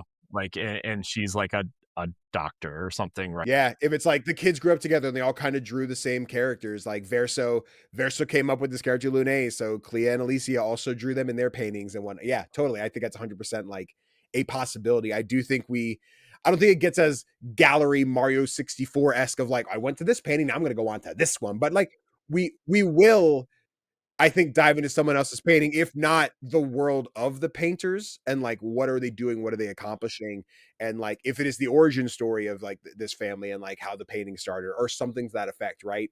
Like I can see the post-credit scene of like young Verso does a painting and we hear like the first line of dialogue from Gustav, right? Is how we end the game of like, this is where it started kind of deal, or like anything's possible. There's so many options, directions that like Sandfall, put your name on it, Clair Obscur blank, I'm there. Like, Love it. Honestly, yeah. that makes me so happy. I'm not gonna lie. Like, Yeah. I think I want it in the universe, but I don't think I want that to focus be on that family again. Like, I would almost want to see maybe it's a different painter, and somehow the writers are more involved in it. Like, see, the thing about reusing this universe is that you have to worry about how is the second story going to match up with the first one, or like, because now that a lot of the surprise came with like the creativity of this world, but now that we know what the world is, how are we going to keep the story like not falling into something that's going to fall into cliches? And unless you play as a writer, as part of the Writers Guild, and you kind of then from there you can go into different paintings, like the Mario thing you suggested. But I mean, it would make more mystery. What would be cool too is if they made it almost like if you're playing on the writer side, and where like it could be like almost like a choose your own adventure style thing, where like you're playing through and the choices you make affect the story moving forward almost. Because you're painting, maybe. Yeah, because I feel like that would be so cool, actually, if you could paint certain things into existence and it would change. That's, I can't even imagine how complicated that would be to create. But I mean, they made this. So, I mean, like. Alan Wake did that, the most recent Alan Wake game, where it was like the things he wrote changed the environment in the game, and then like he would do like different things, like he would take certain things in the environment and then write a page, and then that page would alter everything in the level or in the area that he was in. So if Clair Obscur, the next one, did something like that to the world, with like the Writers Guild, that'd be kind of cool. That's a single player, right? Or okay, because that got almost. I feel like it almost got Game of the Year, but Baldur's Gate was too strong, I think. But Alan Wake, like, it was a good contender. Yeah. Okay, no, Yeah. I'll try that one for sure. Yeah. Man. That's why you guys were saying that, and I was like, a game just did something like this recently. What game was it? And I was like, Yeah. I was thinking more along the lines of like a Mass Effect style thing. More relationships. Well, no. We don't need more Let's fucking fuck more characters, I'm man. just saying. Yeah. I think there is more. It's like in Mass Effect. Well, I actually don't know how many options you get. Just Lune and CL, eh? Like, you don't get any. In this, It's yeah. just Lune. yeah, yep. Yeah. Or Wouldn't let name me fuck yourself. Minoko is crazy, dude. You know what? It's That's crazy. wild. I reported that. That's It's not cool. That's not cool. okay. That's the big expansion. Like, hey, Expedition 33, the Minoko patch. You can fuck him. That'll come at like some anniversary or some like some Yeah. anniversary patch or Guys, We we listened to can't your do that. We already feedback. established Minoko was the dog. Yeah. But not Wait. Listen to in your the feedback. painting. You know what? You're so right. I'm going back to my halls and roots here. I was gonna Okay, say so they I did it in need Baldur's to, Gate. Let me do it. I'm like, we got to do a mind flayer. What about Minoko? What about Minoko? Anyway. Nice feet. Someone actually said that. Someone said that in like one of my streams, or they said the nice feet are you have very lovely feet, and there's like people responding like WTF. He's like, no, it's from the game. It's like it's not. They're like, yo, mods ban this guy. No, please, just wait. You're gonna get it. Oh, really? I was like, he's safe. He's safe. So good.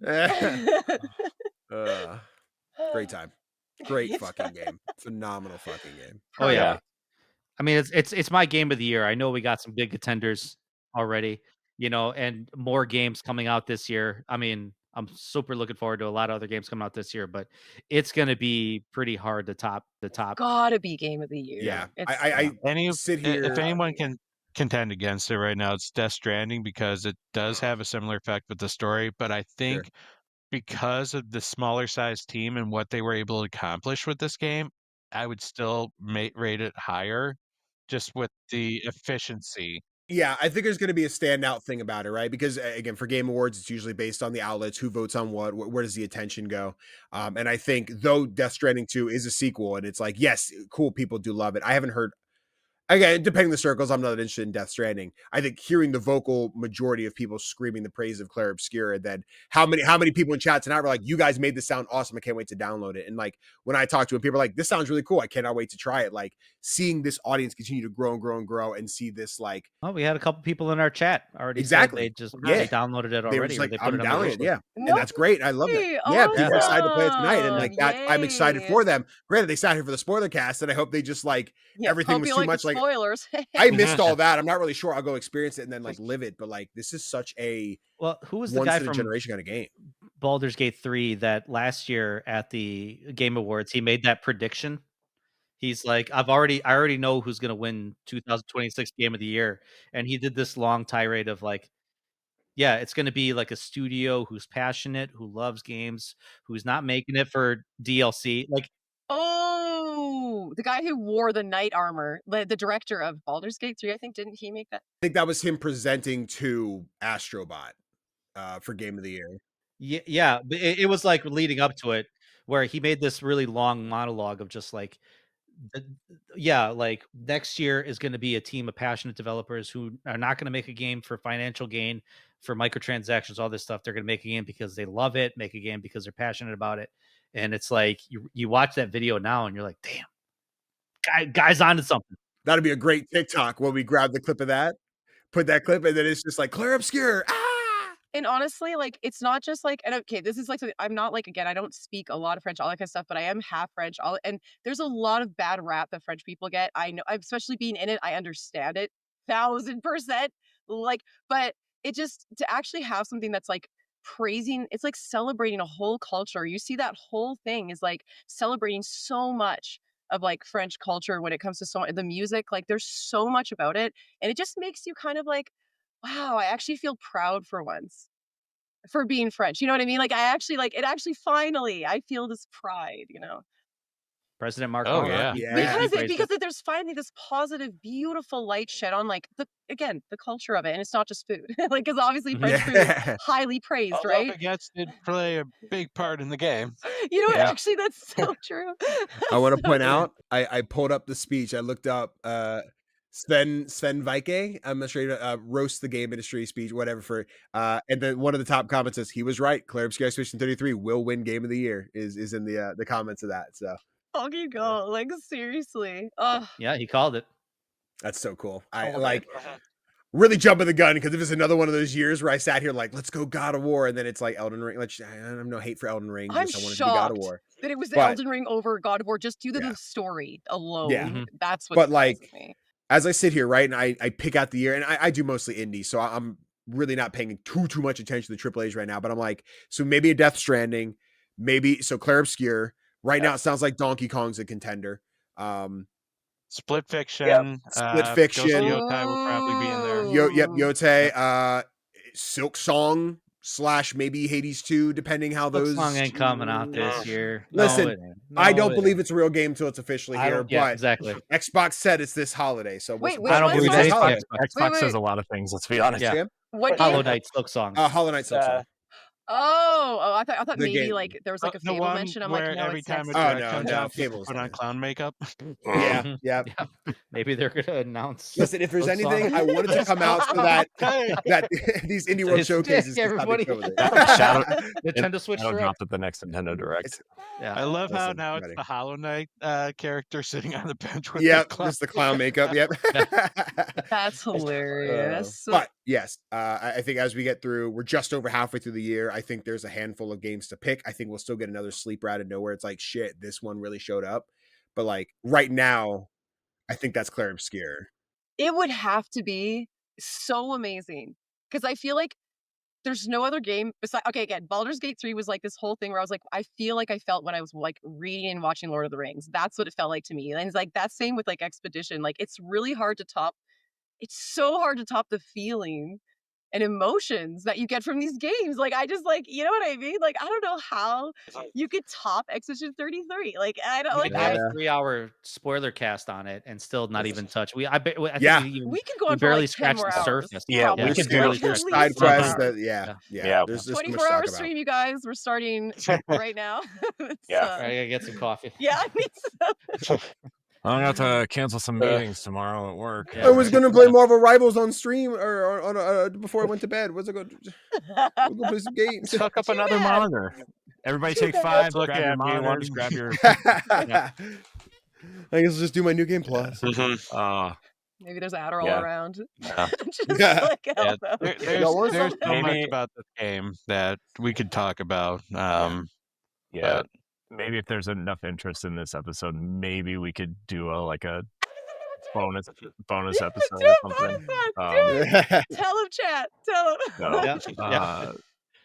Like, yeah. comment, subscribe. Anybody have any final thoughts on this before we exit? I mentioned again top of the show where I said like turn-based things are not my cup of tea. I know that's the case for a lot of people. I think that seeing that gameplay style is an immediate turn off for many, and I get it. Like I will often not give something a try based on the genre if it's not my cup of tea. This is one that really spoke differently, and I think if it is not an accessibility thing that is stopping you from playing it, if it is just like, I don't know if I like this type of gameplay. Yes, it's on Game Pass. I say you got to give it a shot. I think you're only doing yourself a disservice by not trying it. I think I've seen a lot of I play my favorite sports game in Call of Duty every year, just talk about how this game's a miss and have never touched it. And it's one of those, I want to see them get their hands on it and be like, damn, this has changed my life. I'm going to shut my mouth now. Like this is the experience so far this year that I want. When everyone's like, what's everyone playing these days? Like, what's the new like big thing? I'm like, Clair Obscur, Expedition 33. Such a awesome. If I was still working in an office position, that water cooler conversation moment of like, did you get through Act 2 last night, dude? Holy shit! Like, friend of the Matt Storm from Fun and Games podcast, we were talking a little bit at PAX about how we were both around the same spot. We're like, we got to talk what's happening, and just fell into this like, dude, this fucking thing happened. Like, hey, where you at? Get away. We're having a spoiler conversation. Dude, it's such a fucking time. Like, it's so great. Yeah, or you find like funny reels or funny memes, exactly, on Instagram or something like that. And you're like, well, okay, there was like that one where it's like the two girls are talking. It's like, why don't men cry? And then there was like the men with the dark face, and it was Gustav getting stabbed. That was every guy. I'm Like, so happy. I love when men cry. It sounds like Yeah. terrible, but it's like, it's one literally where that same dad's meme. opening the door and it's like, son, are you winning? And this boy's like, Oh my listening. God. Yeah. It's like, this Expedition 33 is crying. I saw the Wolverine looking at the picture meme, and it had Gustav in it. Yeah. Pretty funny. Oh Yeah. my god. Yeah, so it's like Love you want it to so send much. these memes to your friends, and you're like, I don't know if they're past Act 1 yet or not. I know. Right. Oh God. Yeah. You don't know if they're traumatized yet. You want to share the Yeah. trauma with somebody. And it's like, I- so everyone yeah. play it. Expedition Oh my 33, God, did my you beat friend. that? I have a coworker of mine that sends memes of Gustav dying all the time, and I keep responding back, "Why didn't he run? He was supposed to run." You're supposed to run. Oh dude. God, that felt so stolen because I think all of us too were like, we're already like planning Robert Patterson for like Robert Patterson to be like, you know, the guy in the movie. Like everyone has all these plans for Gustav, and then someone else, when I was like playing it, someone asked where Gustav was, and I was just like, Oh, do I got a story for you? and I was like, I don't know if I should say. I don't know. How do I tell them? How do I How not do I cry? break it to him? Chat, So help me out here. I'm like, it's Verso. This is Gustav. He kind of looks. There's a similarities enough. Maybe we could try to trick them white into dudes, saying like yeah. he just got a haircut. Or We all something. look the same. Yeah. Yeah. We all look the same. Or a hair No, it's just another lengthening. French guy. Don't worry about it. Yeah. That's fine. French people. This whole 3-hour podcast, if you made it, or if you divided it up into multiple sections, I think you could definitely tell what were the most important parts for us. You know, I mean, there's so much to unpack in this game, and there's something for everybody. There's, you know, the gameplay elements, the combat, you know, definitely the refresh of the turn-based system. You know, if you want like really good character development stories, like you're gonna find it here. If you're I'm a guy that loves to walk into an area in a game and just look around. You know, like most people are just like, I just want to get through this part of the level, and I'm like stopping and looking at things. I'm looking at the water. I'm looking at like the things up top, the mountains. I'm like, man, look at that. Because people spend time drawing this shit, and then like the artists doing it in the game. You got to sit and appreciate. Like, look at that. That's the Eiffel Tower. Yeah. There's me in the battles that's like, wait a minute, is this a different song?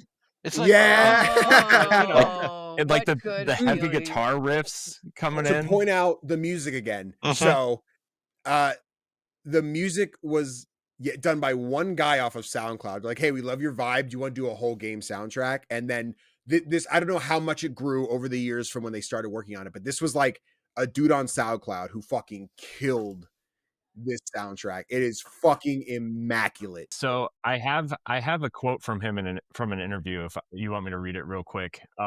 So his name is Lorian Testard. And so this is on the Clair Obscur website, by the way. So if you want to read the whole thing.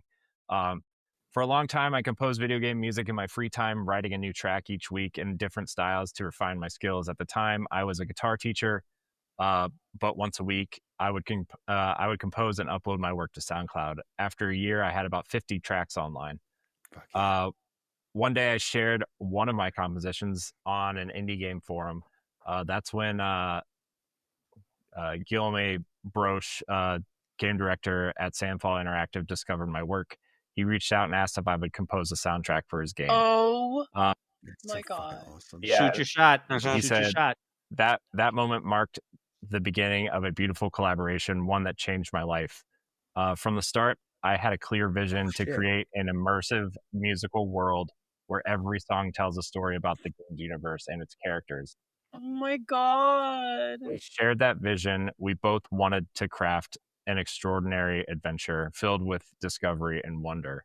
And then the last part here says, since the project was still in the early stages, I had the incredible opportunity to define its music, a musical identity from the ground up. Wow. As I discussed ideas with the team, I received concept art and parts of the script, all of which helped me imagine the sound of Clair Obscur. I love it. That gives me And shivers. You know? that's a name that's going to go down, right? Like, we're going to see this music continue to grow, and I'm going to say this name without history where I got to remember it now because we just said it like 30 seconds ago. But like, you were like orchestra done by, you know, and we're going to say, "Fuck! Oh my God! This is going to be a masterpiece." That is At the very so- least, if it doesn't win Game of the Year, it has to win Best Musical Oh, Score. yeah. It has to. Hands down. I want to Hands see down. them with a shelf of trophies, though. I want so many. Wow. And as much as people knock social media and all that kind of stuff, obviously there's a lot of downsides. But one of the huge upsides is these people that were in the background, such as the creators, the developers, all that kind of stuff, they now have a place where they can actually have a voice and show their and exist. You know what I mean? Because before it's just like you just see the main people. And even still, obviously the voice actors are going to get the most attention. It makes sense. They are like, it makes sense. That's just the way it is, Mhm. right? There's going to be celebrities They're and how we fall in love with the characters. oh yeah, absolutely. But Yeah. it's really cool to actually have this all exposed. Like, I don't know, you can see it everywhere online now. And Lord of the Rings, the way to actually see those behind the scenes scenes was in the discs, right? There was no social media really for it at the time. So we're so lucky to be in a day and age where all we have to do is type in Expedition 33 in our algorithm and we get to see all of it. You know what I mean? All of it. That's kind of cool. Kind of cool. Recognition. Wow. Pat, any quick final thoughts on this? I think we've said all we can with this. It's like, if this is not game of the year, it's definitely gonna be an upset. But at least we all got to experience this awesome game. Like, this came to me at a time where I was starting to feel like gaming was becoming stale for a little bit. I don't know. It's like I was playing the same things and nothing was really like drawing me in. But then this game came in and the story just hit really hard. The music just drew you in. Like, I think a lot of people felt that way, and it's something that the industry needed at a time when a lot of disappointing AAA games, you hearing a lot of bad press about big studios shutting down big games, big projects that they've been working on for years, and then you hear this little indie studio come in with like 50 people in their first game, just knocking it out of the park, and it kind of restores a little bit of faith in the industry to say like, hey, no matter what, there's still people out there busting their ass to bring us great stuff. Stalke, you got anything? I mean, I'm just like, again, like I just defeated it, right? So like last night, literally. So it's like, obviously I'm literally going to be playing it probably like every single day, and still like try to 100% it. But honestly, yeah, like obviously I felt that way with Baldur's Gate, as I've said, like often enough, but that was in 2023 or whatever. But like, yeah, no, I agree. It was another one of those things where right after Baldur's Gate, like it gave me all those feels, but then all the other games that I was trying wasn't quite giving me that until like Expedition 33, though. I have cried even more than involved, than in the other game. Like this one, like honestly hit me in every single spot like possible. And I can't sing its praises enough. Oh my God. Like, agree with the turn-based comment. If you aren't into turn-based, give this one a try because it's not totally turn-based. There's so much of it that isn't turn-based. And you're going to love it. I don't know how you won't love it. If we happen to get a second wave after it wins Game of the Year and you guys are like, I didn't play this one. Let's do that too. Yeah. Yeah. I didn't play it right away, right when it came out. I waited a little bit. It was one of those games where I always get really hesitant to try games that everybody loves, right? And very few of them live up to the hype. But then, I started playing this and I was like, okay, I'm really digging the world and the instant kind of engagement, and it's turned from I wasn't interested really to it's now one of my favorite games of all time. Period. Dead stop. Whoa, Nier Automata? No. Clair Obscur. Oh, okay. No, sorry. I was like, whoa. I was like, I've Corey, never heard that. Big fan of the Obscur. So yes, big shock fan. I was like, wait a second. You're like, and that's why that's the game of the year. I'm like, yeah. The shelf over here is actually full of anime dolls with, no, I'm just kidding. No judgment. I believe it. It's Turn the camera, Corey. Show us. Turn the camera. You want to see my children's toys in a light? We got that 2B from Nier Automata. That's the guy that has a Leon Kennedy body pillow. My female Byleth and Fire Emblem's upstairs. Oh no. All right. On that note, there was no nudity on that pillow. Okay, right. Yeah, you just lifted up a bit. You're like, anyway. Not yet. All right. I was gonna say, I'm like, I have like a Zelda figurine. I don't know. We tried to wrap this show. We're like, no, show and tell. Wait. We're like, we have things. I would go for another 2 or 3 hours, but I'm trying to respect everybody's time that I didn't respect for 3.5 hours already. Wrap it up.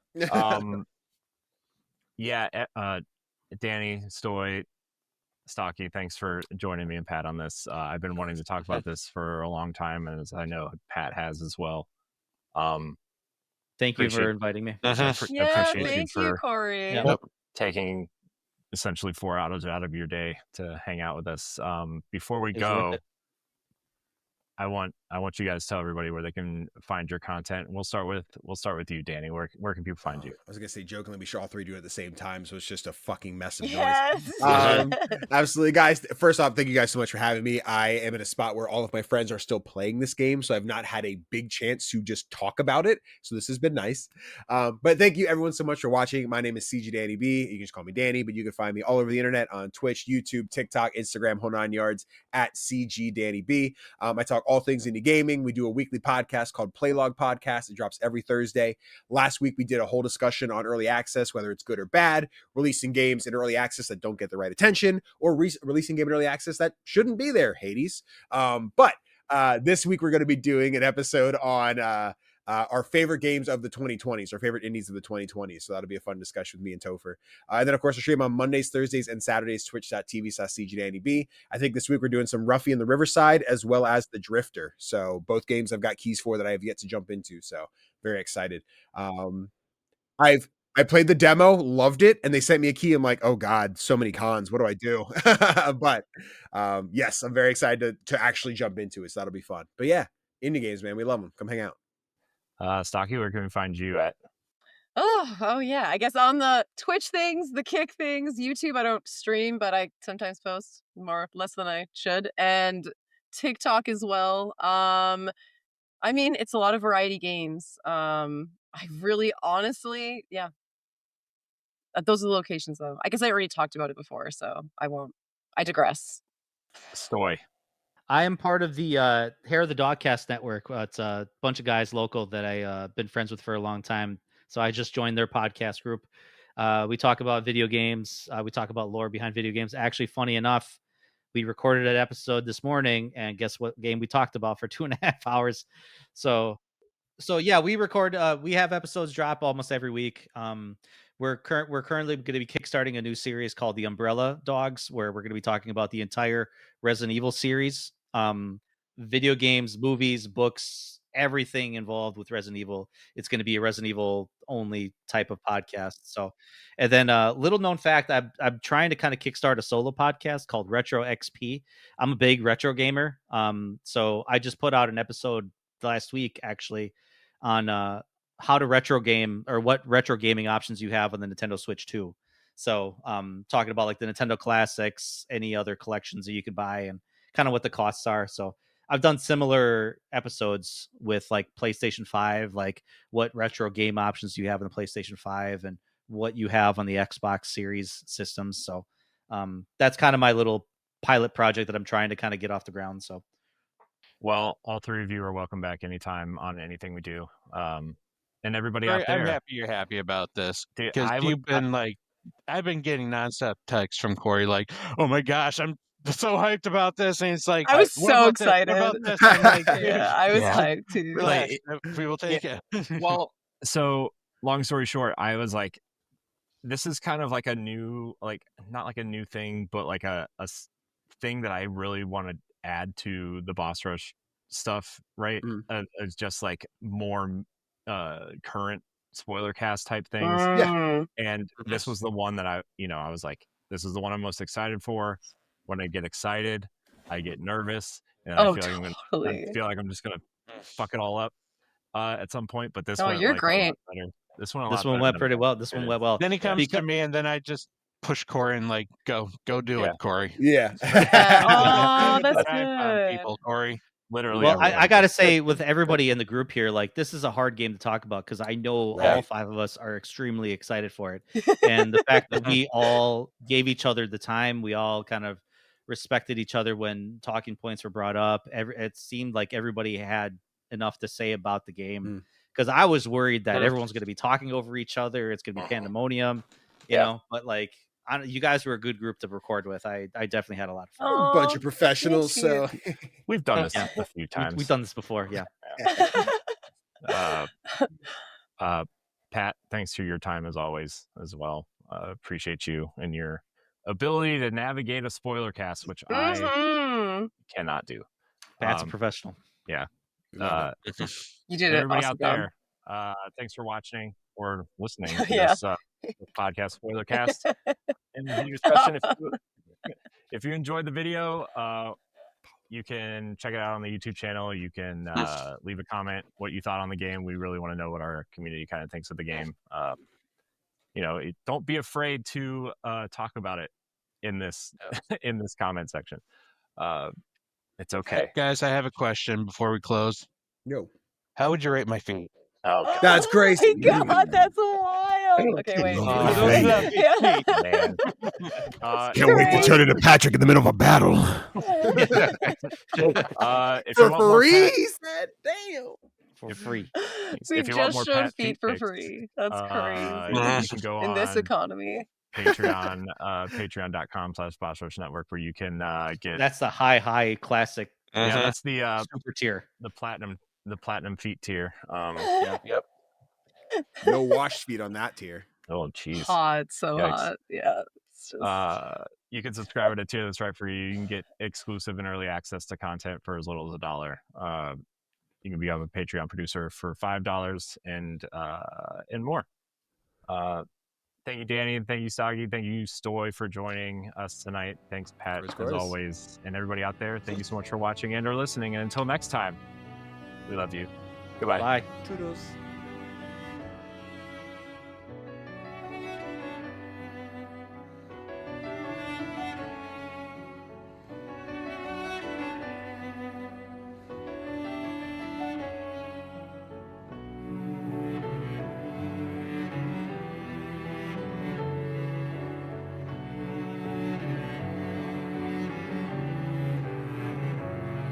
If you want to see how you can become a Patreon producer, head on over to patreon.com/BossRushNetwork. The Patreon producers for this month are Adriel Munger, Austin Campbell, Celeste Roberts, Sana Dirrig, Francisco Santillan, Matthew Keel, Retro Stoy, and Christian S. Thanks for your continued support of the Boss Rush Network.